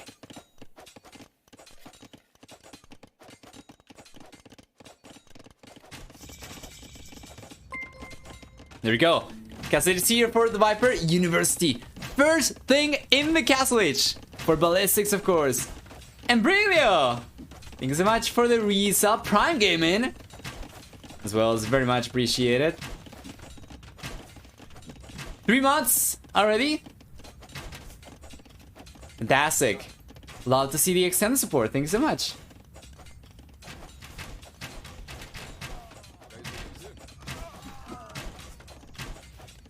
I perhaps set up a nice base. He's done so. And now he's got Ballistics in the way, 30 seconds away from it. He's got Bucking Arrow, Crossman himself.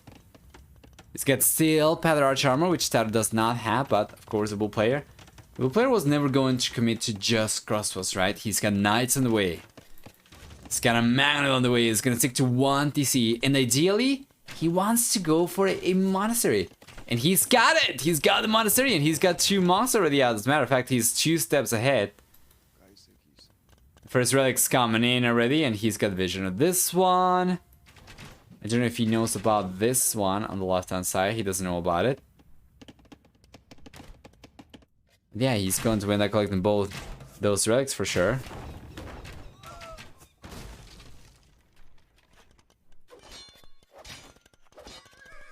And he's going for this one up in the north as well, right? So it's gonna be 2 relics for him. And yeah, he already managed to deposit the first one as he got picked up by the archers. He's going to end up getting 2 relics over here, and then he should be sending another monk over to the left-hand side. So that's going to be 3 relics, and if he knows about this one, that could very well be 4 relics for him too.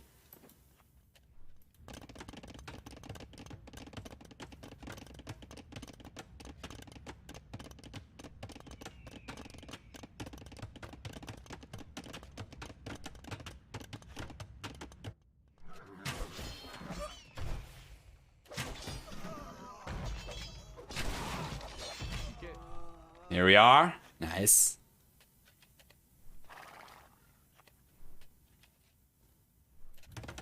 Scorpion goes down. And Tato's gonna start putting some pressure. Once again, he needs to go and collect the rest of the relics. He's gonna stick to 1 monk only though. I don't know, getting 2 relics only guaranteed over here, and then the rest of the relics could potentially get picked by the Viper. Seems a little bit of a risk that Tato shouldn't really be taken right now. Would definitely prefer for him to, yeah, go for another monk and just try to collect this one, try to collect this one, and that's already going to be enough, right? For him to maximize the bonus of his civilization. The Viper indeed is trying to play for economy instead. He's going to start pulling ahead in work count by about 8 up until this point, and that's going to continue growing for the red player. And Tato instead is going to have very soon plus 4 knights to work with. Viper's going to have crossbows for the most part only to work with, and Tato's going for extra magnets as well. Yeah, there we go. Tato's going for the 4th and 3rd relics. And that's another 4 siege workshop combining for Tato. This push is about to get so nasty. Once he gets the relics, his knights are going to be so damn strong. If we take a look at Viper's point of view, he knows about the relic disappearing, so he knows that there's going to be at the very least 2 relics, right? Because he saw one of the monks deposited one of the relics when he took it down with the crossbows, and he saw the relic over here disappear in the minimap. He probably saw the relic disappear up in the north as well, so he's probably expecting Tato to get to +3 at the very least. And we know better, of course. Tato's gonna get +4. Tato's gonna try and use the manas for the tower, yes.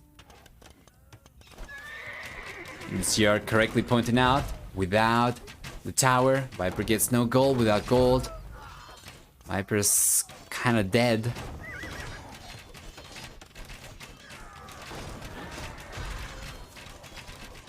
Viper's delaying this push quite a lot though. These knights will not clean out the crossbows, and they will still be left on enough numbers for him to clean these crossbows next. So it's kind of unfortunate for Tato that he ended up losing the villagers over there. Now this is going to get delayed. And he needs to send some extra veils. And he's not sending any extra veils. Tato's monks are moving forward as well, so he'll be able to reset the HP of his army too. And here come the knights, straight underneath the tower, straight around the crossbows to get a good cleanup over here. Against the Viper.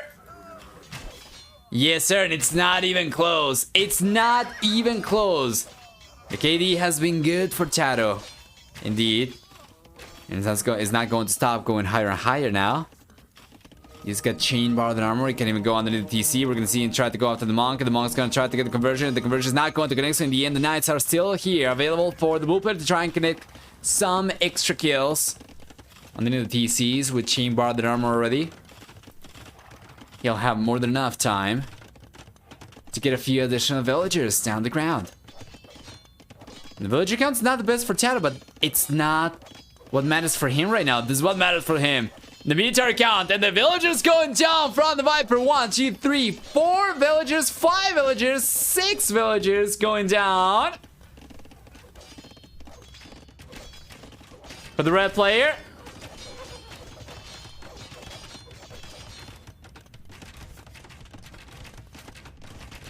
And it's looking absolutely fantastic.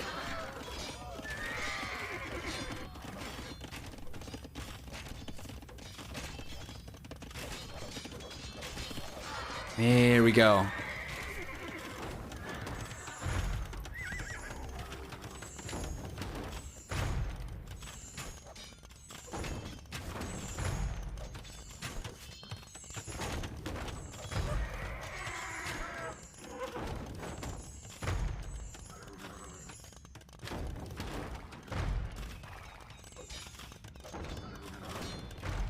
Beautiful.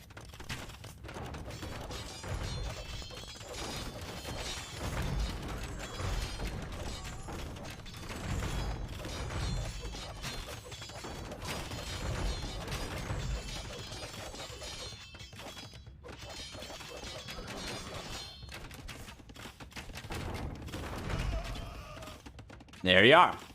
Tato. It's gonna continue roaming around with the mangonels.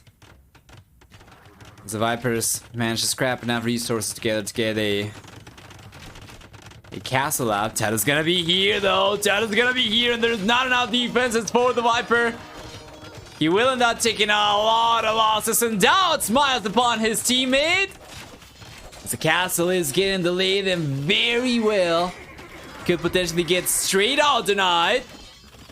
And check this out. It's going to get denied for the time being. And Tato continues going for more knights as well. Right now, it's going to be strong enough for him to produce non-stop.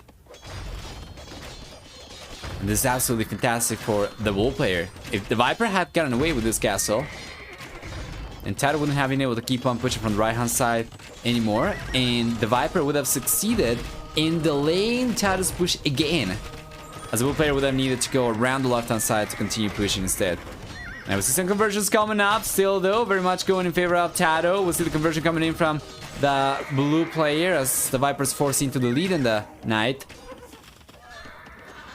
This castle seems like it's going to stay the Knight for the time being. That DC seems like it's going to go down very soon as well. And the Viper's really trying to go for it. 75% completion. This castle Has to survive against 2 Mangonels, a bunch of knights, the monks. And it seems like the Viper will be able to get the castle out, but it's going to come at a price. Oh, well, Tato bails. Alright. I thought I was going to try and sacrifice these Mangonels in exchange for like 10 villagers or whatever, but I think he's just going to bail over here. Alright. Well, the damage has been done though. 42-3 Eco KD favoring Tato means that while the Viper does still have a 16 worker lead or so, a lot of the villagers he paid for throughout the game have gotten killed, right? So it's probably the case that many of those didn't even pay off yet. Now, the economy time is so much higher for the Viper, yes. But of course, a lot of that was spent into training the next villagers. The additional villagers was spent into now I lost what I was going to say. Trying to read chat and talk at the same time. Whatever. The Viper's castle is fantastic over here. It pretty much guarantees this goal, as this one is going to be out of reach. This one's still going to be too far away.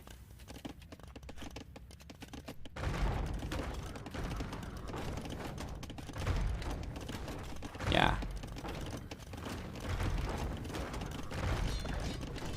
I think the advantage is for the Viper now. Well, the castle is going to give him access to the gold over here for sure, but it is not going to last for too long, I would presume. How much gold do we have over here? 1600. That is not a lot. That is definitely not a lot. And now Tato's going to start collecting from here. The Viper's got a counter push coming up. Don't think he's got on a single villager, has he? No, I don't think he's got.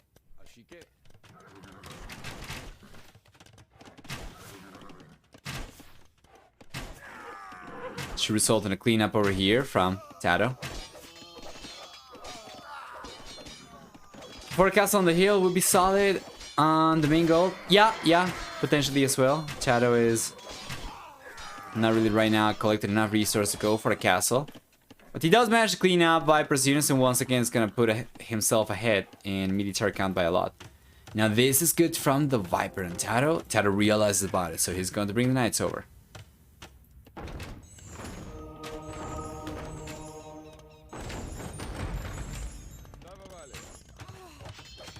Yeah, and the Viper cannot get away with the castle. He's gonna need to make a play for Pikeman himself. Yeah, Viper is up. Once again, it's only going to be a matter of a few minutes before the Viper runs out of this secondary gold, because the only one he's collecting from, he's taking from it quite heavily. He's got 900 gold, guys. That is not a lot. And this is going down extremely quickly from 900 down to 800 in the span of what, 30 seconds? This goal is going away. The Viper's going for Pikeman right now. It's going for Squires, but Tato's going to be the only player with access to gold. But it looks of things, the Viper could have tried to expand over to the neutral gold perhaps, but I don't think he's got the military count to do that. Yeah, and Chato's got a lot of knights. The Magnus over here still is going to go and take the TCs down. The Viper cannot take this gold, guys. I think it's over. How much gold do we have over here? Sorry that I had to zoom in so much, but every time that I want to select the golds, I kind of have to.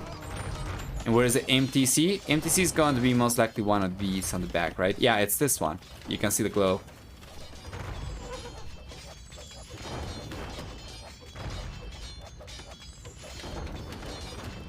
Yeah, and there is no way in hell that this castle is coming up. The Viper's just deleting it, and this is one of those imp into GG kind of situations. The Viper is going down to 250 gold left. Tato's got control of this. Tato's got this already, you know, in sight, and he's going to zone the Viper's units out.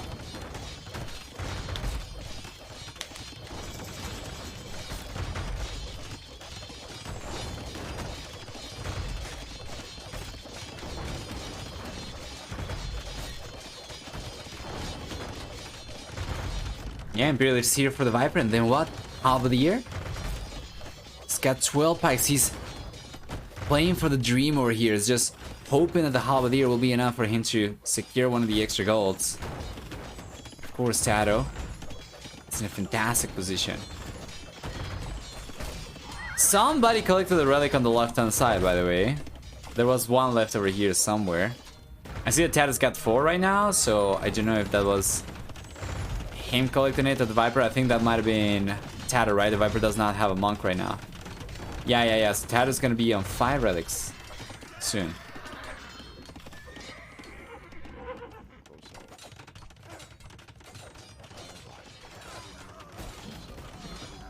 Can I deselect this one? Yes. No, I don't know where the relic is. Oh, it's here. I'm blind. Yeah, you're right. Sorry, my bad. Guys from the Viper attempt over here. We're trying to search for the relic. I completely missed this. Let's take a look at this once again.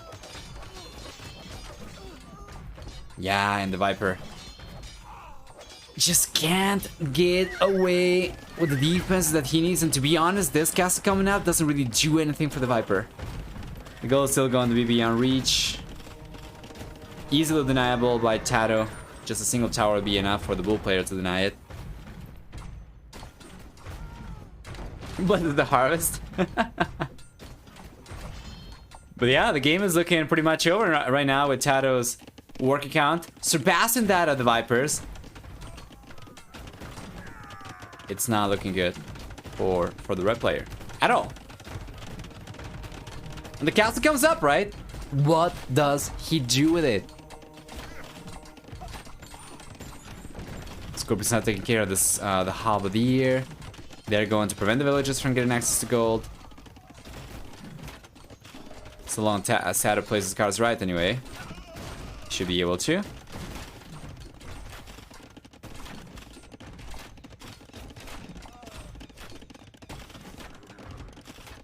What's calling now for Tato? Yeah, I guess the whole point of delaying the eco upgrades over here was to try and get as strong of a military push as humanly possible. Tato isn't close to Imp though. He just gotta keep the Viper away from the goal, that's it. If the Viper cannot take advantage of the Imperial Age, it doesn't matter if Tato's behind, technically. But he struggled. The halberdier play from the Viper actually worked out pretty well. Now it's gonna try again. It's gotta be careful. What kind of range do we have for the castle?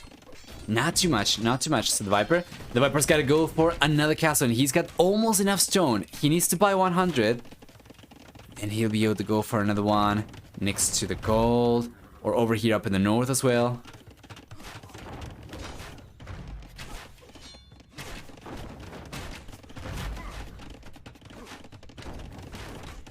Yeah, this is going on for very long, and Tato's kind of struggling to seal the deal, but he's pushing the Viper away from gold. Once again, that's good. And then on the right-hand side, Tato's got a castle coming out next to the neutral gold, which is fantastic. He's collecting the neutral gold from up in the north. There are 2 neutral golds on Arabia. Tato's got control of both of those. He's got vision of this gold that the Viper cannot collect from. He knows about this gold that the Viper's desperately just trying to get a little bit of. Yeah, and he's gonna bring the skirmishes. Come on! To push Viper's villagers away. There's a little bit of a misplay from Tato. The Viper's getting away with gold collection where he shouldn't.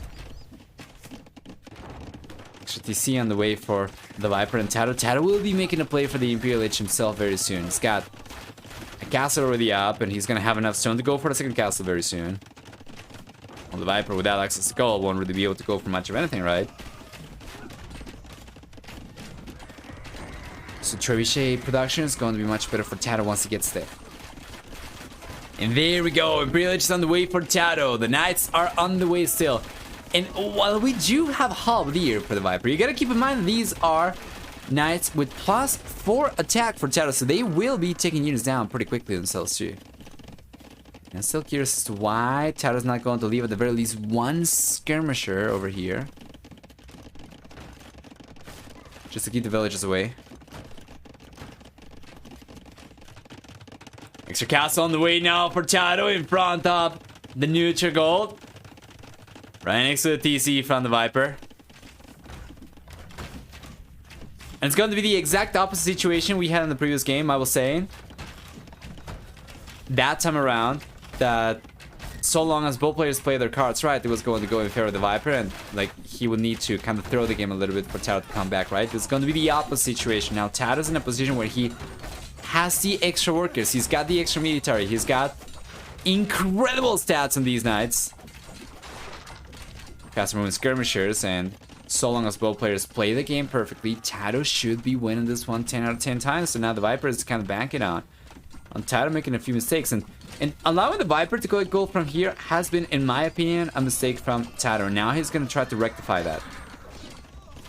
Yes.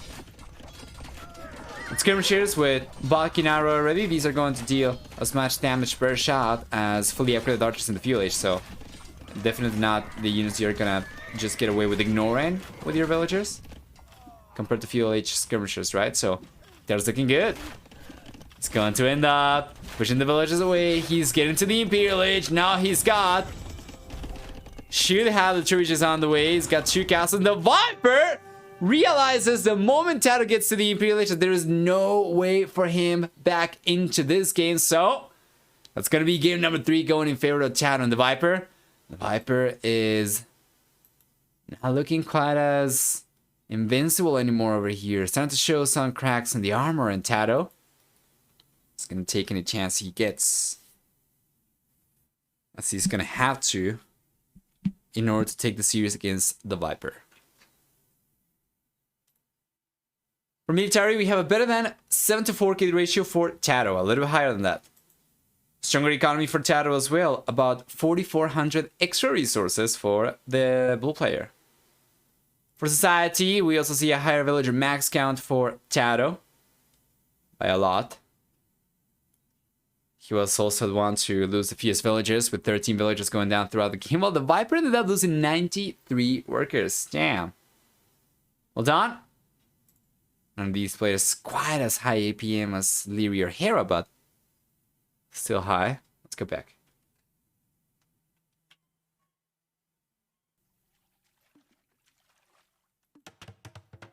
So, Nomad's here for game number 4. Taro is playing in the blue color. He's going to have his own TC come up in the northwest.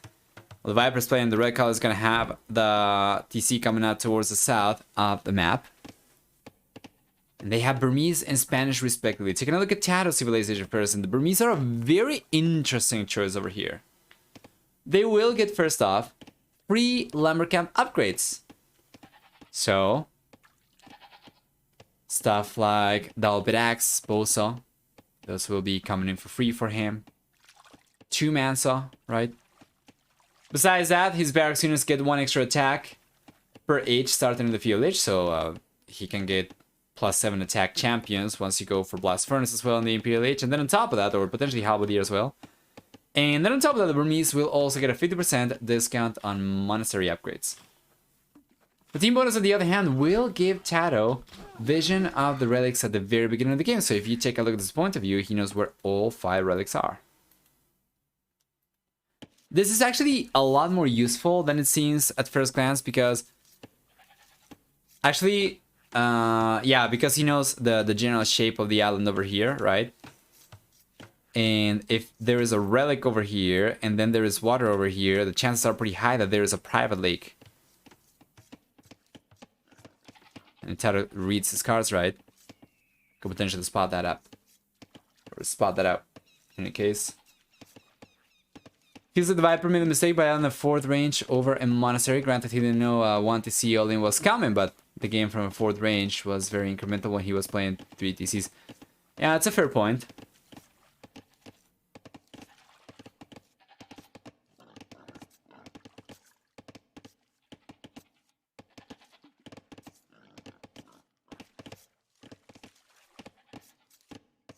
How will you start the Spanish there?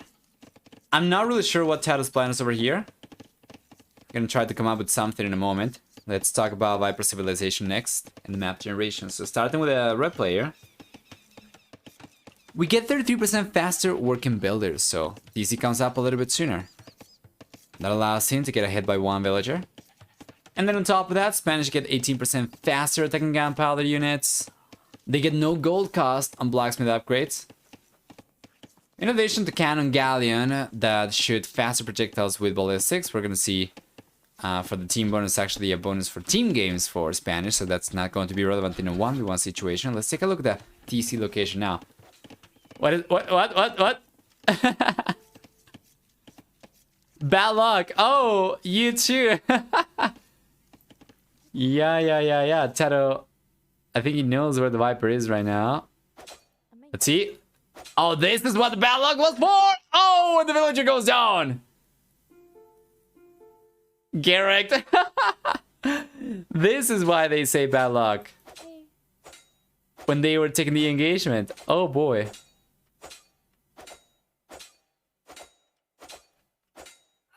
Beautiful. All right.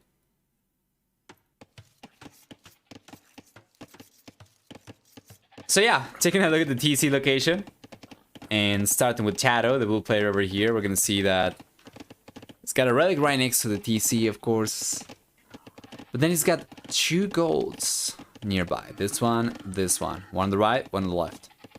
2 stones as well, one on the left, one on the right. And that's gonna be, I think this is probably the second board that he's taken. Maybe the second board. But he's got another one over here. He's got another one over here. I'm not really sure if he's aware of these, actually. Let's take a look at this point of view. Oh, he's not. He's not. That's kind of big oof. Sending a villager around to try to spot some extra resources. And to get the goat back as well.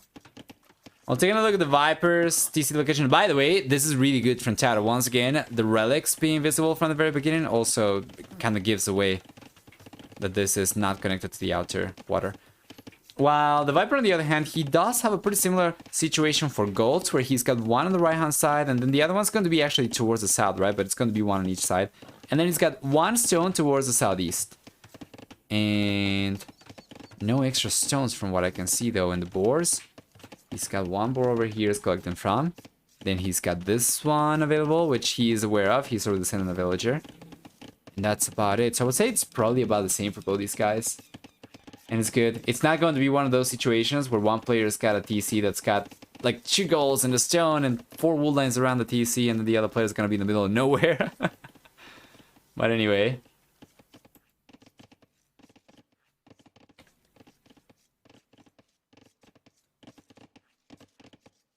Spanish Cannon Galleon in the middle of the donut would be insane. We saw that actually in a previous game.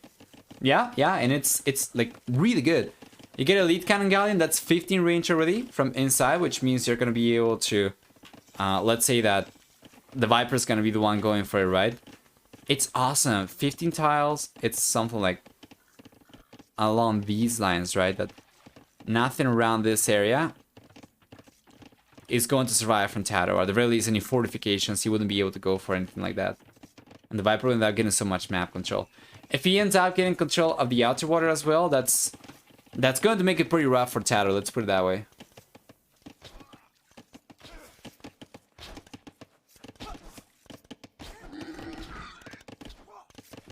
Hey, he spotted the boar up in the north. Nice. Just going up to the Fuel H a little bit later. Yes, seems like he's going to try and make a play for the Castle H instead of the Viper. The Viper is going to end up getting water control for sure. This is really good for the Viper. It's got the Fire Galley coming out over here. Yeah, and if he gets the center, that's going to be so nice for him. Potentially he could go for War Galley afterwards. That's going to allow him to harass units from the water already. And then on the left-hand side, we already have first Fire Galley from the Viper. Putting pressure against Tato's economy. There's only 1 fishing ship left over here for Tato. And this was actually very smart from Tato, and the Viper read him very well as well, because leaving the fishing ship over here would have just delayed the Viper from going forward and spotting the rest of the units. So the Viper kind of ignored the fishing ship over here. He realized it was just a decoy and marched on, right? So he's gonna try and find the fishing ships. But Tato's fishing economies can be denied. Yes, sir. That is indeed the case. Tato's got into the Fuel H. Is gonna fast castle for sure.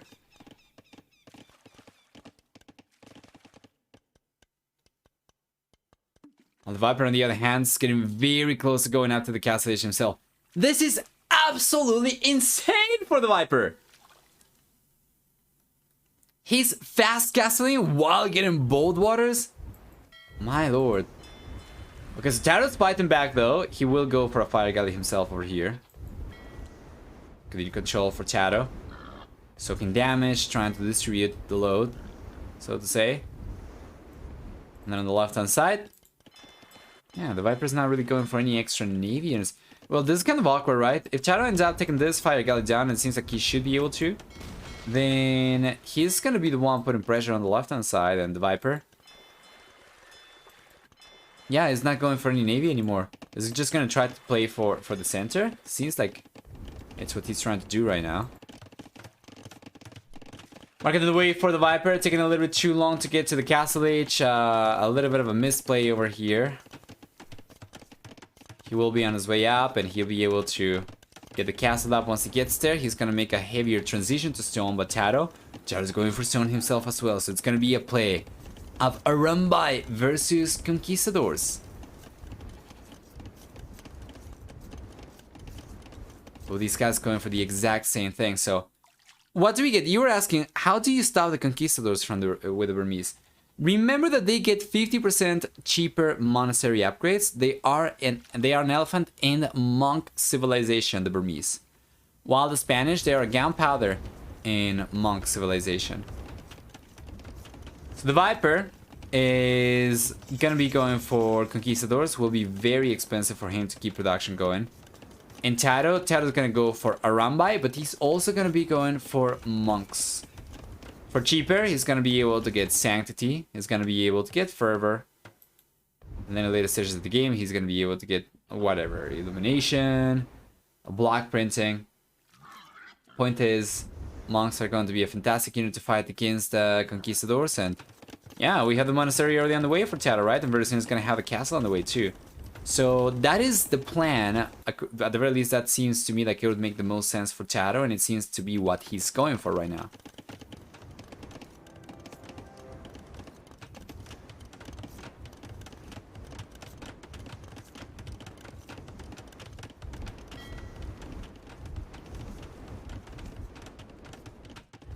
Oh! Nice shot from Taro. He's not giving up on the water, and the Viper is taking a little bit longer to get to the Castle Age himself. Taro's got the war galley upgrade, and these are fire ships as opposed to fire galleys. That's on the way for Taro as well, and on the left-hand side. Yeah, Taro's taking away the fishing ships from the Viper. The Viper's going for the war galley upgrade right now. It's got only one fire galley garrison inside there. There's got 2 fire ships. The Viper's gonna have the third one. He's got the second one going over to the north. That's about it.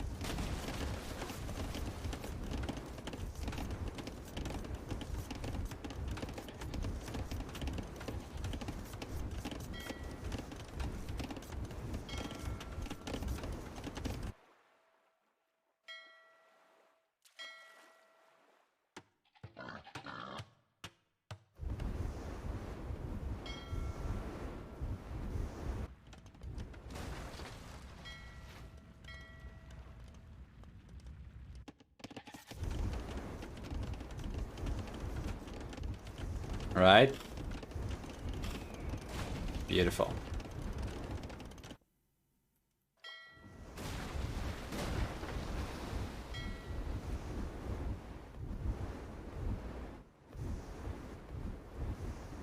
Yeah, and the Viper seems like he's going to end up getting pushed away from the water once again. Taro's looking stronger. Yeah. Well, not so fast. Not so fast. The extra Navy units are coming out from the Viper over here. This is delaying both these guys so much. Taro is going for Arambai, but he's only been able to get up to 3 right now, and he's had a castle for a little bit. Meanwhile, the Viper, on the other hand, does not have enough stone to go for the castle yet. And this is simply a side effect of going so heavily onto water over here. Yeah, and that's exactly the thing, right? Taro won't be able to keep on going for Arambai over here while going for Navy at the same time, or at the very least not quite as effectively. And the Viper's got his own monks coming out as well. Remember that the Spanish are also a monk civilization. We're gonna see the conversion coming up, yes! And the counter conversion is coming out right now for the blue player as well. Meanwhile, he's gonna try and take the monk down. And he's going to, and he got it! The counter conversion is not going to connect in the end. The Arambai found the Viper, the newly converted one. Ended up chunking a lot of HP off Tato's own Arambai. We see the conversions coming out right now from both these guys. They are just going for it. So far, I would say that it's gone in favor of the Viper and Tato from in front of Viper's monks, just going to grab a relic and yep, never mind. Oh, and now the Viper's going to take it. But Atonement's coming up. Atonement's coming up. And is that going to be on time, though? That's the question. We see the conversion coming up over here. Still going to be 3 versus 1 Arambai. So the monk from the Viper goes down. The Arambai from the Viper goes down as well. It's going to be the second monk lost from the Viper. And Tato's going to be the one getting away with the relic. Yeah. This really reminds me of the illustration. I don't know if you saw it from Age of Empires 2, where the monks are fighting over the relic. It's pretty much like that as well. And the monk block, absolutely fantastic. Well played from Tato.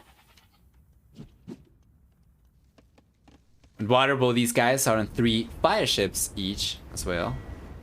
Seems like the Viper's taking this dock down. Seems like Tato's taking this dock down. At the center, seems to be going in favor of the Viper as well. Tato doesn't really have much of anything over here, but he's going to try to change that by going for a fire ship. And this is just way too much. Tato is stretching himself so thin. He's gotten 2.5 minutes of vital TC time so far. It's not good.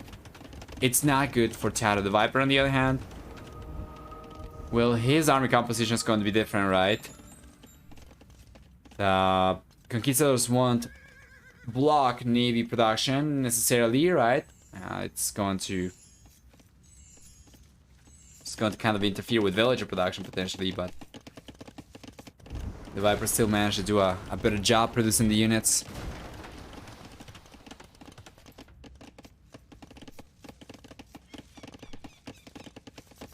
And it's only now going for the 3rd TC. This could be getting denied though. This is going to get denied actually.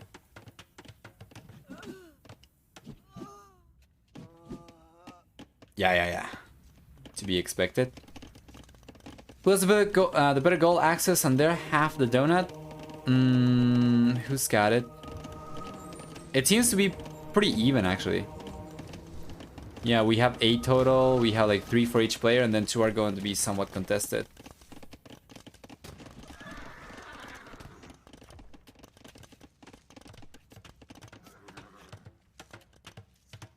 Four to 1 relics, though. Yeah, Tato's done a really good job collecting the relics.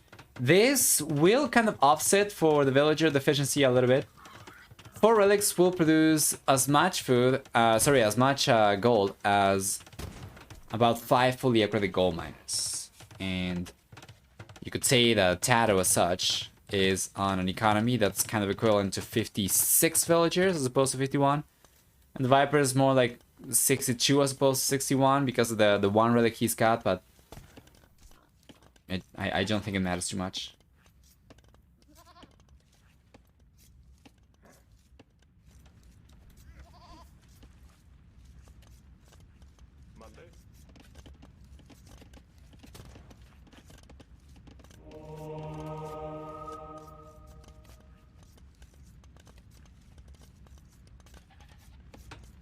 Extra dock on the way for the Viper. He's already got in control of the center though. Wait, has he? 3 and 3, right? Never mind. That is still very much contesting this.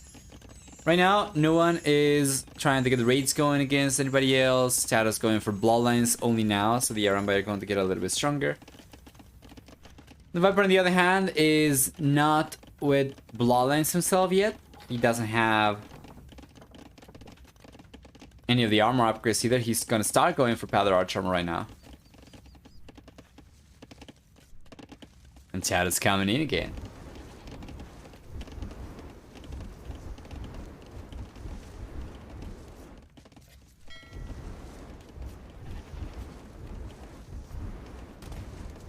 There we go. The Viper's coming out on top over here. The release should be able to. He's going to. Yes, sir.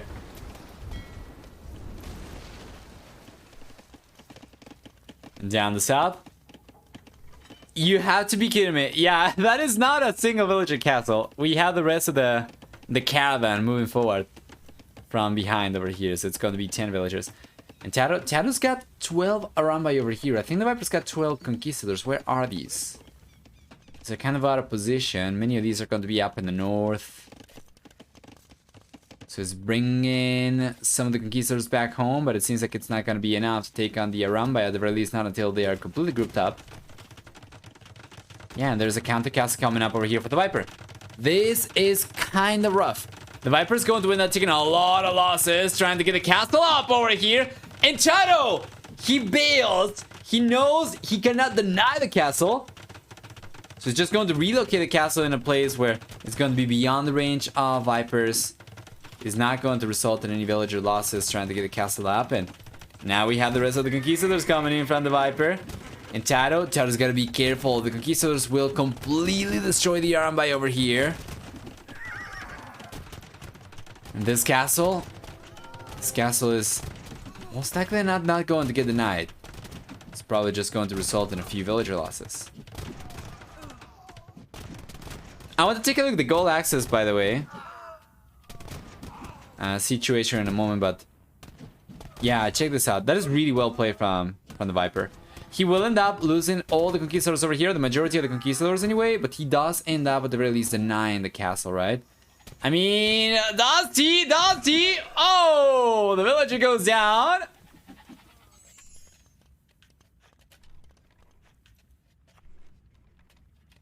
There we go. And this is going to be a denied castle in the end. Now let's see if he can prevent the conversions. Gets one. Gets the other one. Well done. Well done. This is completely gated right now from the Viper as well. The gatekeeper won't allow Tado to finish the castle. And now the Viper is even on his way to the Imperial Age. You shall not pass, he says.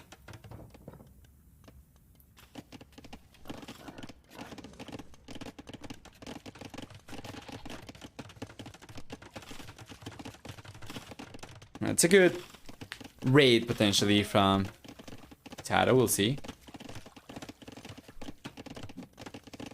Yeah, Viper definitely does not want to out-garrison villagers in the direction of the Arambai over here.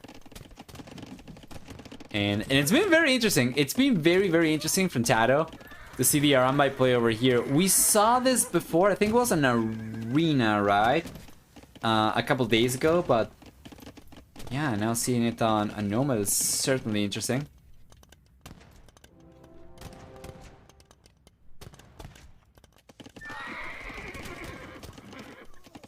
Should have committed to the first one. Not a GG by any stretch, but I do know what Imp Burmese can do that Imp Spanish can do.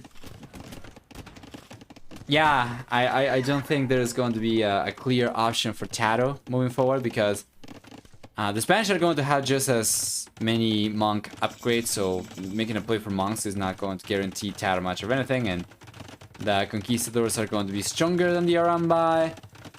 Trash units, even once the gold starts running out, trash units are going to be much better for the Spanish. They are fully upgraded.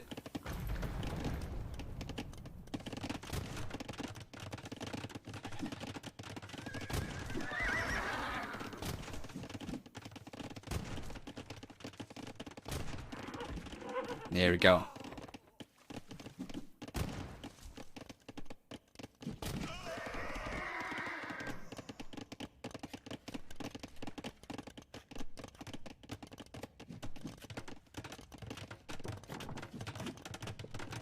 Arambai masses beat conquistador masses? I don't think so. It's going to be a matter of unit control as well. The thing with the Arambai is that they are very inaccurate. Much more so compared to Conquistador. Conquistadors are 65% accurate. And Arambai are 20% accurate only, so they miss a lot of the shots. If you close the gap, then the damage from the Arambai translates better. But it's not going to be quite as high still. You can see the Arambai are only 12 attack and the Conquistador are almost as high HP. They are much higher attack. and they are much more accurate from the distance. So when you're closing the gap, you're going to take a lot more damage from the Conquistadors. And once you do close the gap, well, you're going to have a weaker army anyway, and the stats for the Conquistadors are better. So I would say in the majority of the situations, the Conquistadors do come out on top for sure. The one way in which you can counter Conquistadors with the run-by is when the units are actually not that numerous, at the very least, the way that I see the units. If you have, like, let's say, I don't know, 10 versus 10, right? And then you micro with the run-by, you just go from side to side because the Conquistadors are going to miss the shots. You can shoot against the Conquistadors from max range. And one thing that the run-by do get is that when the projectiles miss the unit that they originally targeted, but they hit a different unit, they still deal 50% damage. And that is not the case with all range units. So your run-by, if you fight from max range and you miss the shots, if the projectiles land on different units, they are still going to deal damage. That is not going to be the case for the Conquistadors. So it's kind of situational, but the Conquistadors should, at the very least on paper, come out on top more often than not, I think. Can we see combined HP of those run-bys up there? Yeah. 1600. If you want to take a look at the Conquistadors, we can do so, but that's a handful of Conquistadors only, so I'm not going to be anywhere near as high.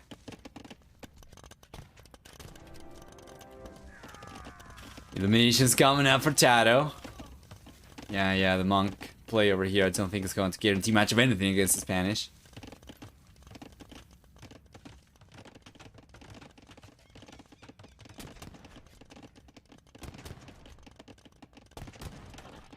Bit of trash, Halberdier and Hussar, but weak skirmisher. Well, the Hussar not going to be any stronger for the Burmese compared to the Spanish, I think. They are both fully upgraded, right? So it'll only be Halberdier with extra attack for the Burmese, but the skirmishers are pretty weak. Yeah.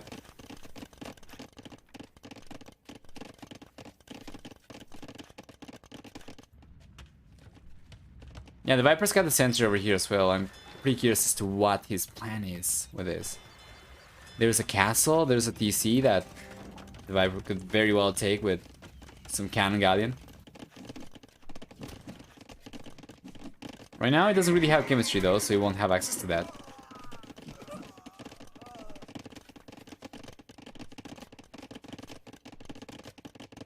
Burmese deal +5 versus archers after the unique technology. Oh, you're correct. I actually had completely forgotten about that. Manipur cavalry.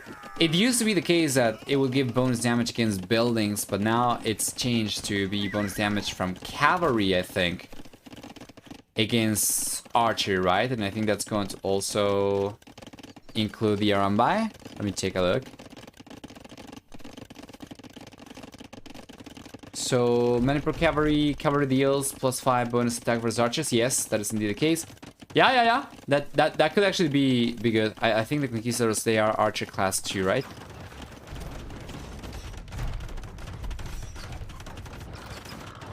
Yeah. They have 0 archer armor, so they are going to take the bonus damage. Yeah, that's a good catch. With that, taking that into account, I guess it's going to be kind of comparable, right? Because it's going to be 17 damage for each. So I guess maybe a run-by with Manipur cavalry could probably come out on top.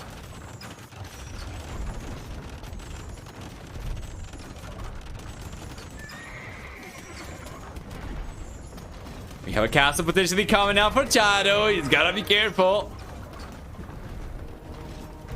And you get a lot to see this from the Viper as well. He's just bringing villagers over to attack the trebuchet so that he baits the conversions out of the monk. The monk army over here from Tato, and it seems to be actually not working out too well. The Viper's just going to end up losing all the villagers, and Tato doesn't care. He's just going to take it down with the, take them down with the Conquistadors, with the run-by, sorry. Yeah, Viper's just sacrificing a bunch over here. You might see the trebuchet go down. It does go down, the Viper. Right now, he's got supremacy as well, so these villagers are significantly stronger, but they do still go down to the run-by, and he has taken a lot of losses. 37 villages lost so far for the Viper. Not to mention how much idle economy he's had for the last minute or so. You take a look at the worker efficiency for the Viper in the last minute, and it's so much lower compared to Tato's.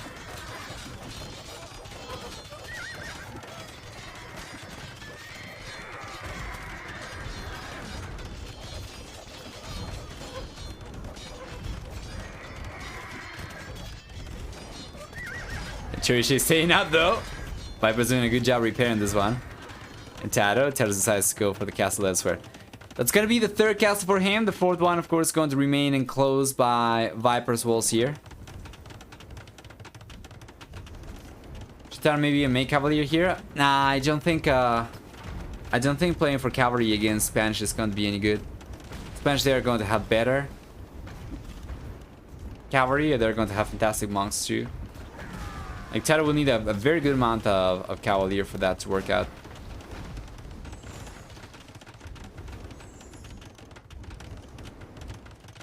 It's got just like cavalry coming up. Yeah, how much gold do we have left for both these guys? There's this one for the Viper. 2800. There's this one for the Viper. So that's going to be a little higher. Oh, and Supremacy Villagers will take the Castle Foundation down. Nice. And then Taro, on the other hand, has got this one, 6500. Actually, these, he's got these total, and these as well. It's going to be 12k left for Taro, and the Viper, on the other hand, he's got this. And he's got this. That's going to be a grand total of 3900. And Taro's looking better, so long at the very least as he keeps control of this one. If the Viper keeps control of this one, then the equation changes, but still favors the Taro actually a little bit, I think.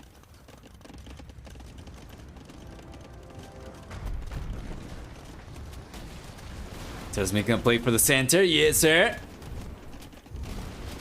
A lot of conquistadors over here for the Viper though. So this is still very much contested.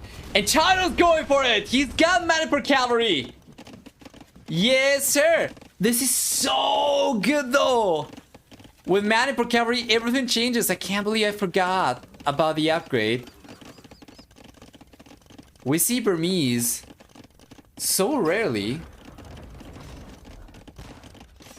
that I completely forgot about the upgrade. I was still thinking about the bonus damage against buildings, but you're right. Now with this, right? If he goes for Hazar, he completely destroys the skirmishers. Check this out. Check this out. Pow! Just deleting the units. What do you think of this version of Nomad where there isn't water on one of the sides?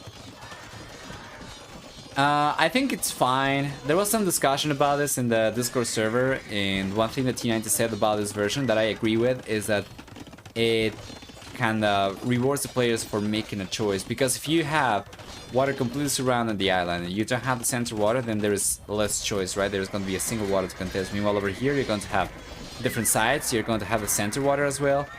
And it kind of opens the game up for strategizing a little bit more.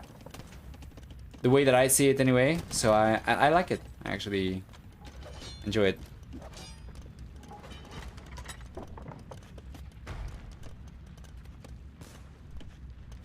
Could be a really nice power spike for the Burmese without bonus damage. If you can keep the house at bay. Yeah, true. Oh, with the Arame, he shouldn't really struggle to keep the hub there at bay, right? He's not really been going for too many more, to be fair. Cannon Galleon coming for the Viper. Does he have, though, the control? It seems like he does have the control right now. It's got Galleon. Yeah, there we go. And Taro's gonna try to go for demos. Because of course he will. Because this is Taro we are seeing right now, and the Viper's reaction is good. We'll end up still taking a loss over here, and the castle's going to stay out for the time being. Meanwhile, Taro's push is calm and strong. He's got a lot of Azar. Going straight into the economy of the Viper, straight into the red player's soft underbelly. And the Viper's trying to get a castle up over here. That castle is going to come out for sure, but it's probably going to end up resulting in a few losses. And that's going to be another castle coming out for the Viper. This is really good. He's providing so much protection to his economy with the extra fortifications. And Taro seems like he won't be able to get any damage done by land anymore. So if the Viper is able to get water control over here, if he's able to lock land because of the castles, should be able to take this. Yeah, well, the soft underbelly of the Viper is a little bit callous. So it's not quite as fuzzy as with other civilizations because of supremacy villages. Yes, he's got some... he's got a callous underbelly, rather. But it's still going to be somewhat vulnerable.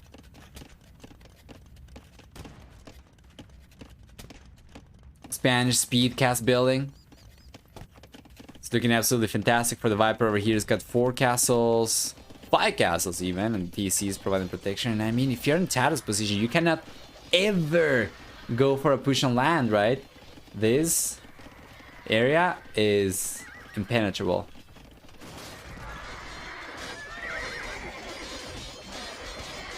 And the Viper's getting away with the center control once again. He's got the cannon galleons, gonna try and break through to come in with conquistadors, and he's done so already. So now he's gotta go after the castle. These are standard cannon galleon, by the way, not elite.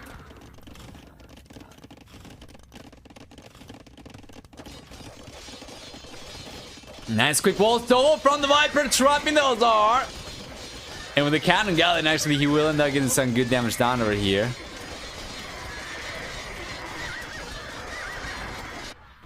Yeah, and the cannon galleon are indeed an absolutely pivotal unit for the Viper right now. We were talking about this, right? We were speculating about the possibility of cannon galleon earlier in the game, but it's always like seeing them in action is always something else. So the castle is most likely not going to go down. The TC is most likely not going to go down, and if you take a look, he's going for elite cannon galleon. Oh no, he's going just for standard galleon actually. The elite cannon galleon is going to have the cannons over here instead. Yeah, he's still looking good, right? So now he's going to start taking the castle. Remember, it's not only the faster projectiles that move faster and behave as if they had ballistics for the cannon galleon, but it's also the fact that the Spanish get 18% faster attacking gunpowder units, which also, of course, includes the cannon galleon. So compared to other civilizations, even stronger for the Viper right now. And so the castle crumbles. The Viper could go and try to take the TC down next. We're gonna have only 1 fortification left for Tato and the Viper. Viper's about to get to 200 population. It's got a lot of Azar on the way.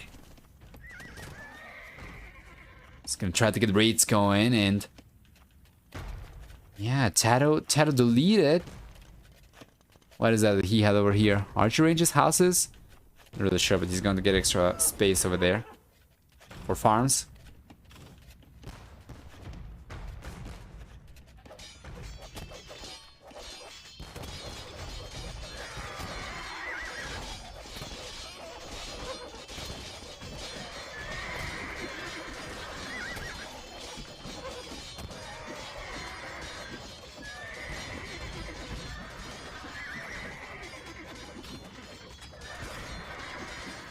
There we go.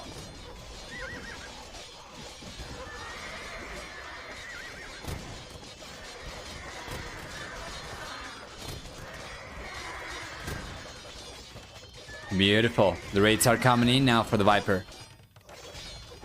He's taking the TC down as well. That's going to leave Tato's economy a lot more exposed. And now this is going to be a proper soft underbelly for the Spaniard.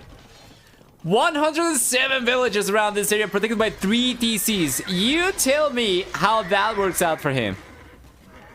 Spoiler alert, it doesn't.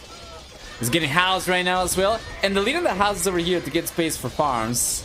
Around the TC that was bound to go down might not have been the smartest move over there from Tato. Viper.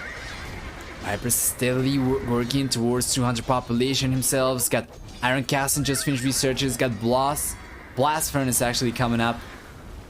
2-man saw. And he's got all the eco upgrades available as well that he's able to go for already researched. With heavy plow, handcart. Is looking good. Is looking good for the Viper. Stables coming up on the right hand side. Siege workshops coming up on the left hand side. Time for Halberdier.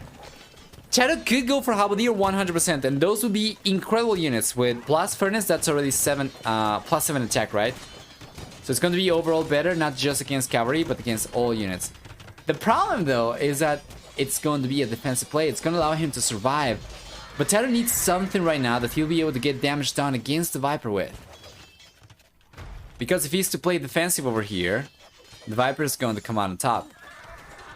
Still, even if Tato is able to prevent the Viper from coming in, if it comes down to just map control and the Viper manages to contain Tato, even if he's unable to shut Tato down completely, if he just manages to contain Tato, the Viper is going to have access to extra gold, it's going to have access to extra woods, And it's just going to be a slower and more painful death, probably.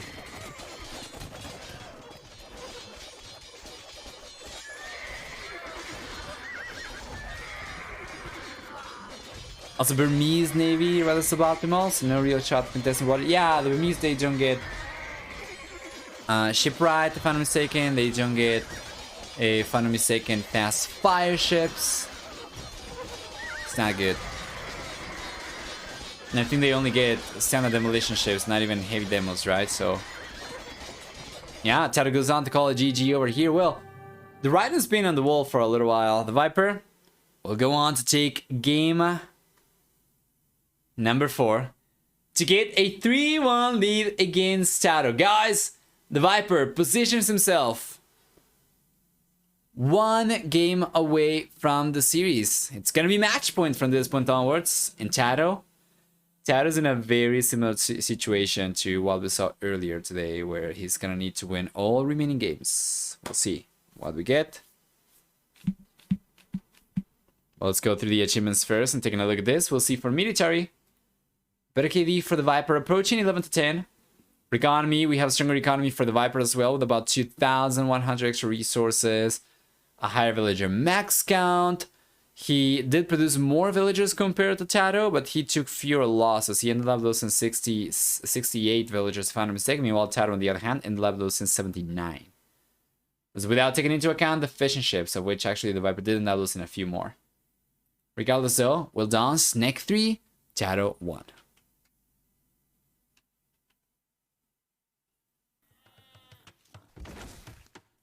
It's going to be 45 clearing, everyone. The Viper, we are going to continue keeping him in the red color. We're going to have Tato in the blue.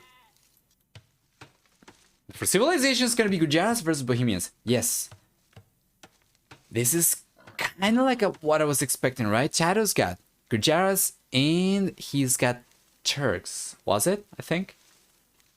Available for himself. The Viper had Bohemians and... what was the other civilization for him? He had Bohemians, Byzantines, and... Actually, I don't remember what the other one was, but... He had some good ones. I feel like Gujaras was gonna be for Acropolis. It's gotta be for one of these arena-like maps. Because if he doesn't use it for one of these, then he's not really going to have any other good saves for this. Because he's left with Huns against Berserker. Yeah, it's not ideal, right? The draft right now is looking better for the Viper, for sure. If needs a push, could very well be the case. So taking a look at the right-hand side. Tato Civilization is going to begin with 2 additional berry bushes underneath the TC. Besides that, we'll also see the Gujaras get 20, 30...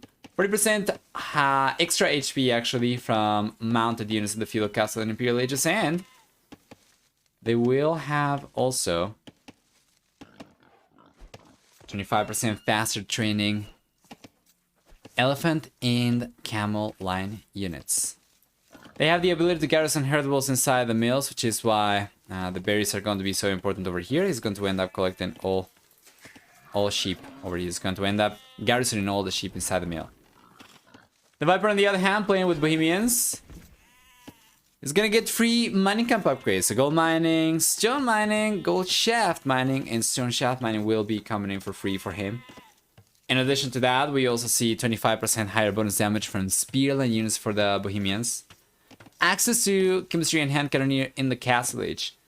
In addition to a 100 wood discount on blacksmiths and universities, as well as fervor and sanctity that affects villagers in addition to the monks. Now for the team bonus, finally, Bohemians will get 80% faster working markets.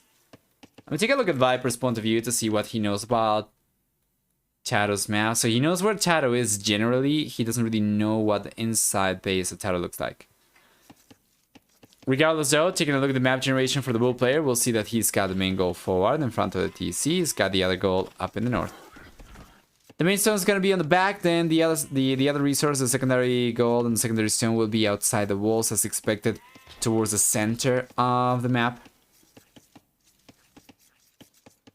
And it seems like this could actually get spotted, I think, by a Castle Age scout. I'm not 100% sure, but if the red player were to scout around this area in the Castle Age with the scout, I think he might actually get vision of this. Yeah, and that could potentially shape decision making over here. The red player wants to go for a 4 castle at some point. 1 over here is gonna be enough for him to deny this, and this. What time is the finals tomorrow? What's the name of this map? This map is called 45 Clearing. 45 Clearing.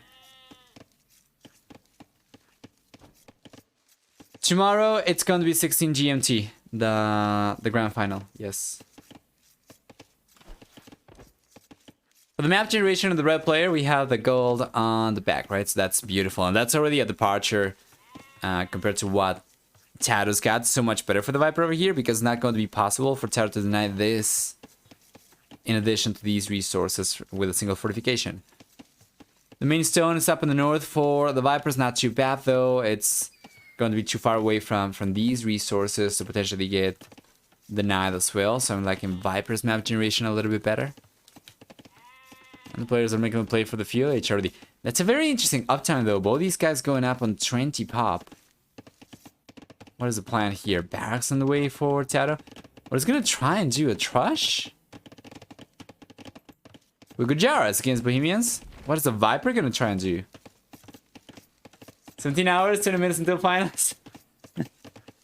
Yeah, don't remind me.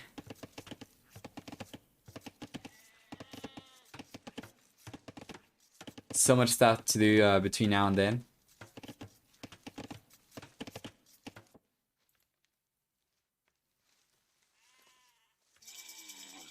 Purely just here, ready for Tato. He's going for Loom. He's got a stable coming up. I don't know. The Viper's already completely walled off, and Tato knows about this now. So going for any extra military, it seems like it's just going to be wasting resources. From this point onwards, Tato's probably better off just trying to make a play for the castle age. As a matter of fact, it's very interesting to see both these players going up at about the same time. Nobody's fast castling, so if Tato gets the walls up himself, he should be in a position to just play for the castle age as well. And the Viper, if he were to go for any military units over here, he would be just wasting resources potentially. But Tato is open. Tato's open still, and the Viper's not really going for any extra, military. So it's just going to be a fast-ish castle from the Viper.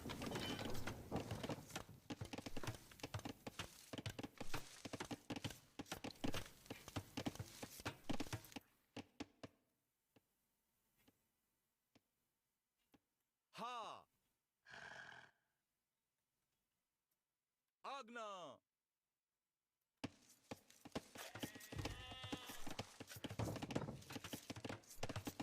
Yep. And that was one of the weirdest openers that I have seen for this map in a while. Both players into a fast field, slow castle. Slow, fast-ish castle. And no pressure whatsoever coming out from any of these guys. The Viper, as a matter of fact, is not even going to be interested in scouting Tato's base over here. Like, for all he knows, Tato's still open, but he's not going to try to go for military at all. Yeah. It's too much of a risk right now. This is pretty slow. Pretty slow, fast castle. Viper probably expected aggression to match the uptime. Could be. The Bohemians, after all, are going to be the civilization to get the best in the deal if just playing for a standard fast castle into economy, into the Imperial Age, into whatever. So I was actually kind of expecting to see some aggression from Tato, as a matter of fact, but he didn't really go for anything. He had the stable, but can't really do much of anything with it. He went for scouts. I'm not going to go as far as to say that these are wasted resources for Tato, because mainly because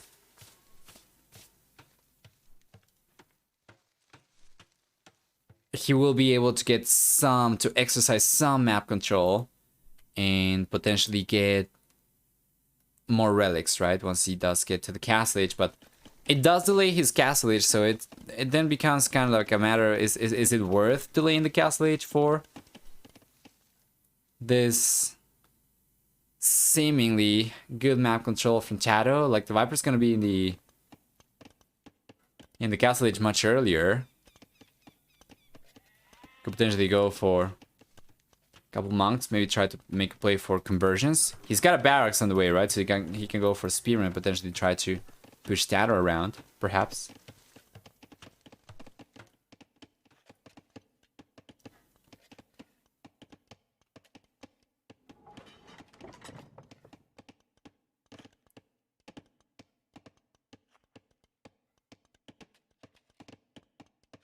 Do you think the military action will be mostly in the center and possibly around the sides? Or possibly around the sides? I think it's going to be mostly in the center. For the most part. And as I say that, Tato's going to go outside with a villager forward. What is this, going to try to get an outpost up?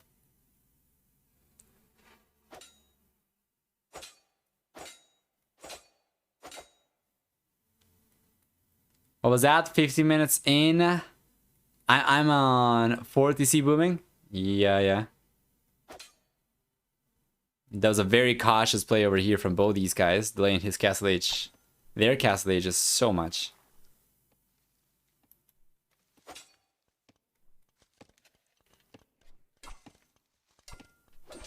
Now what I'm wondering though is, would the player R Elo, who was on 4TCs by 15 minutes or dropping a castle by 15 minutes, still be able to take on one of these guys going for this strategy? That's a scenario I would like to see.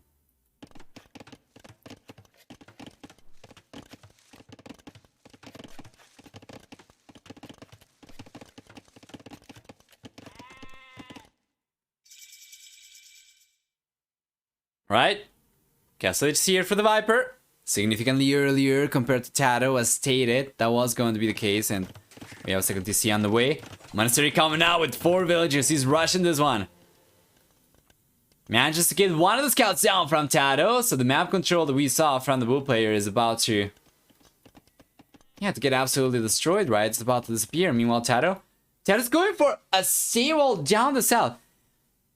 You were asking if we could see some action from outside, and it seems like Tato's going to try to go for it. Once he gets to the Imperial Age, he's going to go for a siege workshop, which is very interesting to see, but this is going to allow the Viper to get full relic collection from the center. That's going to be the majority of the relics.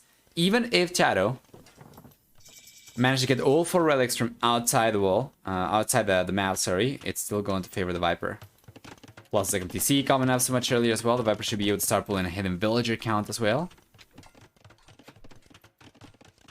Yeah, and Tato so far has not really been able to get too much of anything done, right? Monks coming out, they're ready for the Viper.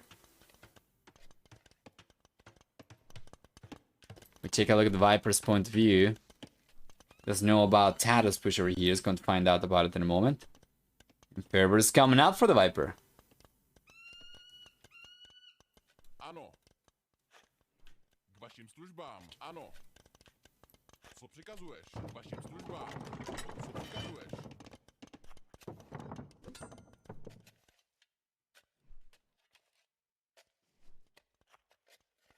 Third to see on the way for the Viper as well, and Tato. Man, I don't know. Want to see full push over here against the Bohemians seems like on paper the right thing to do, but he was so much later to the castle age. Well, to be fair, the Viper hasn't really been able to take advantage of the earlier time to get ahead in villager count or anything, right? I mean, he's got willpower right now, and he's behind by 1 worker only, so it's almost as if he was ahead by 2. And with the 30 TC, he's gonna start pulling ahead, right? So maybe it's not too late for Tato, but yeah, the hit start for the Viper was very strong. The Viper knows about the siege workshop from Tato. Doesn't have enough resources to go for a siege workshop himself. Instead, he's gonna try and make a play for the castle. He's got a lot of stone miners over there, and Tato's trying to make use of the light cavalry, and he does end up getting all 3 monks down over here. Should be able to, and that was so close. 1 extra hit, and that monk would have gone down if it weren't because of Sanctity. the Viper would have lost the Monk, and in the end, he's going to end up collecting both these relics. It's gonna be 3 for him. Tato's collected 1 so far from one of the sides, right? And it's coming in while the Viper is collecting stone quite heavily. It's gonna take a while for him to get enough to get a castle up still.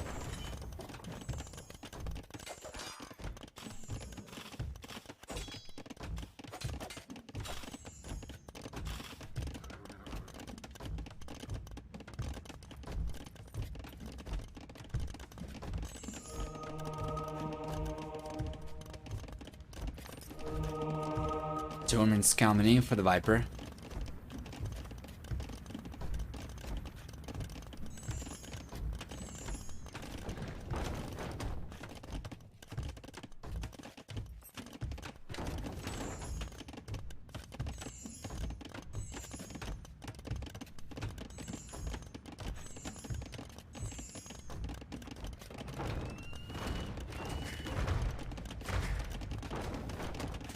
Here we are.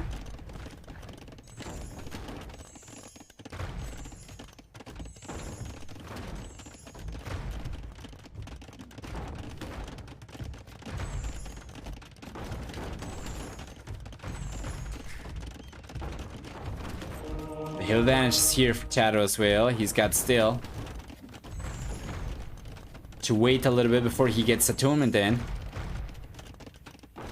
You see from the Vipers taking a lot of HP losses now. Yeah, it might have not been too late for Tato to go for this, but let's take a look. Atonement's here. We see right now it's going to be Tato the one to try and get the conversions. Actually, the Viper is going to be the one to get it though.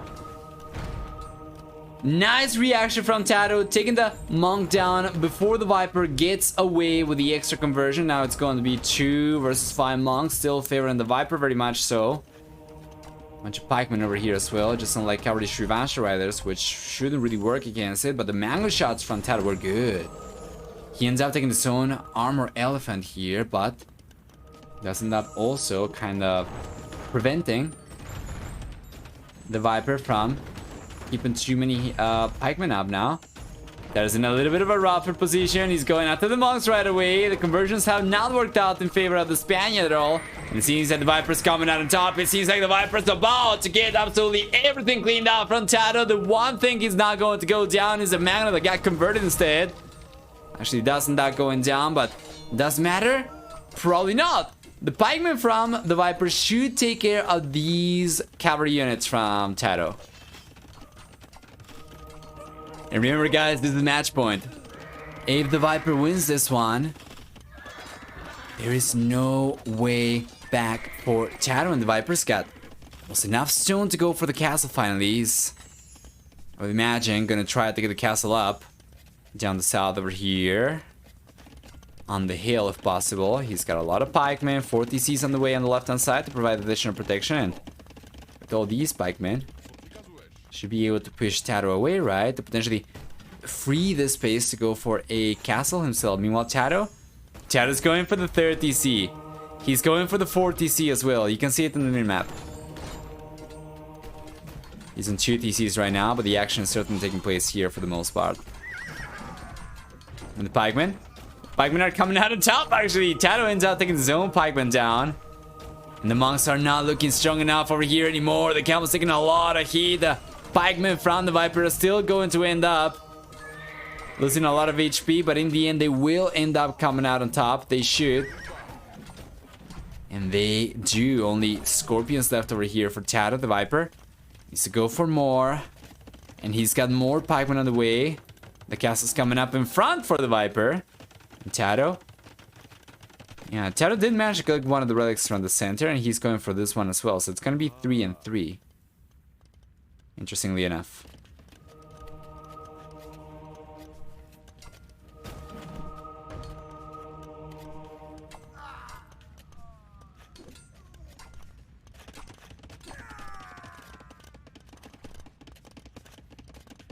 On to believe, but I don't see how Tato does this. It'd be amazing to have a full series over here, but the Viper is in a completely different position over here. Might as well be playing SimCity. It's got a much stronger economy, a lot of farms.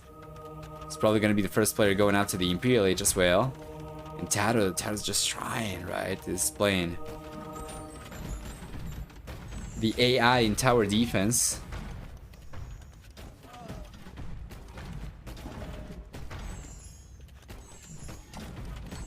Yeah, and Tado's really trying his best to make this work. He's got a light cavalry. Yeah, with the Viper's reaction is very good though.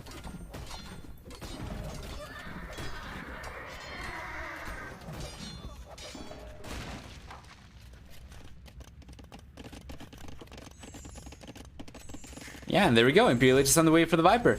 I was expecting this to be the case, but that was actually much faster than I was anticipating, for sure. And what I was anticipating, given the resource the Viper was on a few moments ago, but now we see a castle coming forward. Let's take a look at the point of view from the Viper. He doesn't know about the gold over there, but probably he doesn't want to give out the position of the castle either. So it's just gonna go for a more conservative location.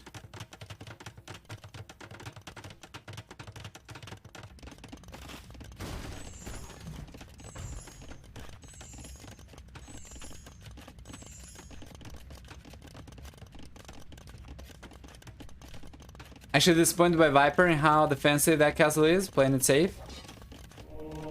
Yeah, I think he's just trying to keep his cards under his sleeve, so to say. Yeah, and Tado... Oh, Tado did not pay attention to the light cavalry over there. Ended up losing a bunch for nothing.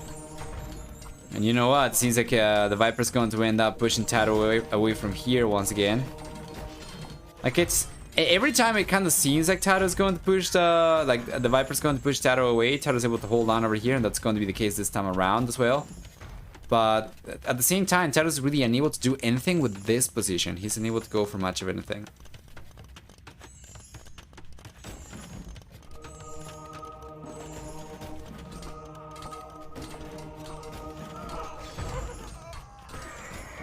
There we go. Nice.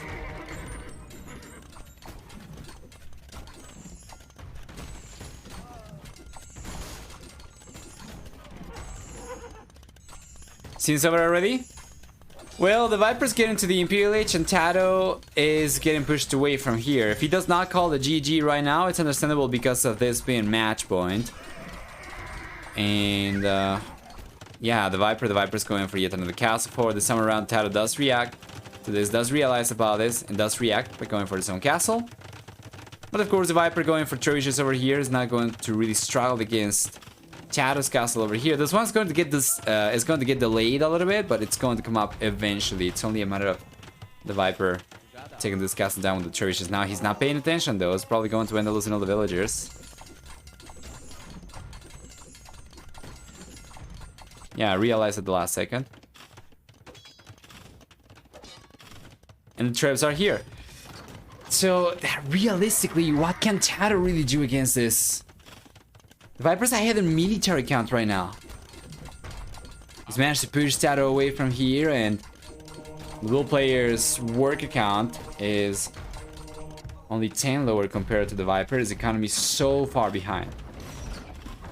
He's going for Chatrias right now. 25% food discount on military production. He's going to be sticking to the castle age. There's no way for him to go out to the Imperial Age. And honestly, I don't see a way for Tado to stay in this game too much. He's gonna try and go for a push on the left-hand side. Maybe try to get the raids going.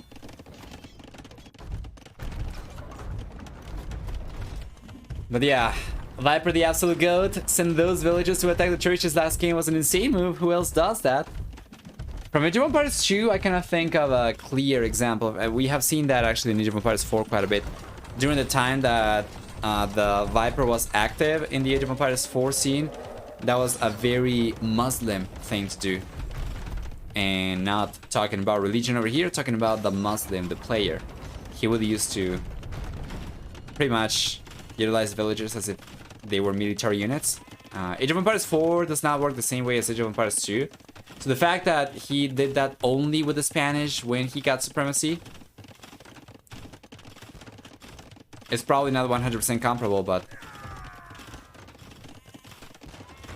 yeah, that was very good still for the Viper.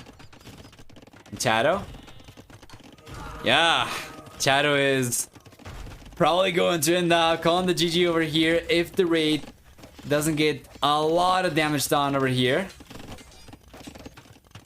It is going to be the Viper then. The 1-2 knock both his Gamer Legion teammates out of the playoffs.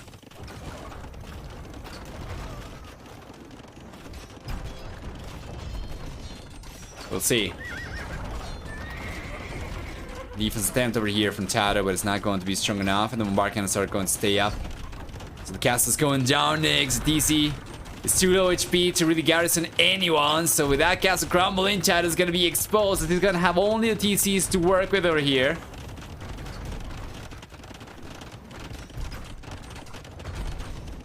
Yeah, and this castle is going down. Yes, sir. Down the south. Tato doesn't really have momentum anymore. He ended up getting completely pushed away from here. The Viper is going to collect this relic now. It's going to be 5 relics for him. He's going for the castle on the left-hand side where he'll be able to prevent Tato from getting any damage down with these stables anymore. And with the Halberdier, he can protect the villagers, so the castle does eventually come up, right? And 2 freaking hits! And yeah, the Shirashi Riders go down. Tato calls the GG, says well played, good luck in the finals. And the Viper then will be the one moving on to the grand finals over here with a final score of 4-1. We'll take a look at who his opponent's going to be in a second, but for now, let's go through the achievements one final time. And yeah, I was just marveling at Halberdier over here being so damn strong. 2 hits and the Shirashi Riders are dead. The 75% higher bonus damage remainder from spear line units for the Bohemians. Very good KD for the Viper, all things considered, especially the fact that he had a stronger economy as well. Better than 1-1 is going to be perfect. Economy much stronger for the Viper as well, collecting about 4,000 extra resources. For Society, we see a stronger villager max count for Tato. Yes. And it didn't matter, right? Even if he ended up taking the fewest losses over here, 7 villagers going down throughout the game compared to 12, it didn't matter because the Viper's economy was so much stronger throughout the game. Didn't make too much of a difference, and that's going to be it. Viper moves on to the grand finals. Tato gets knocked out of the playoffs, of course. Everyone who has played in the playoffs will still survive in the Platinum League for the next season.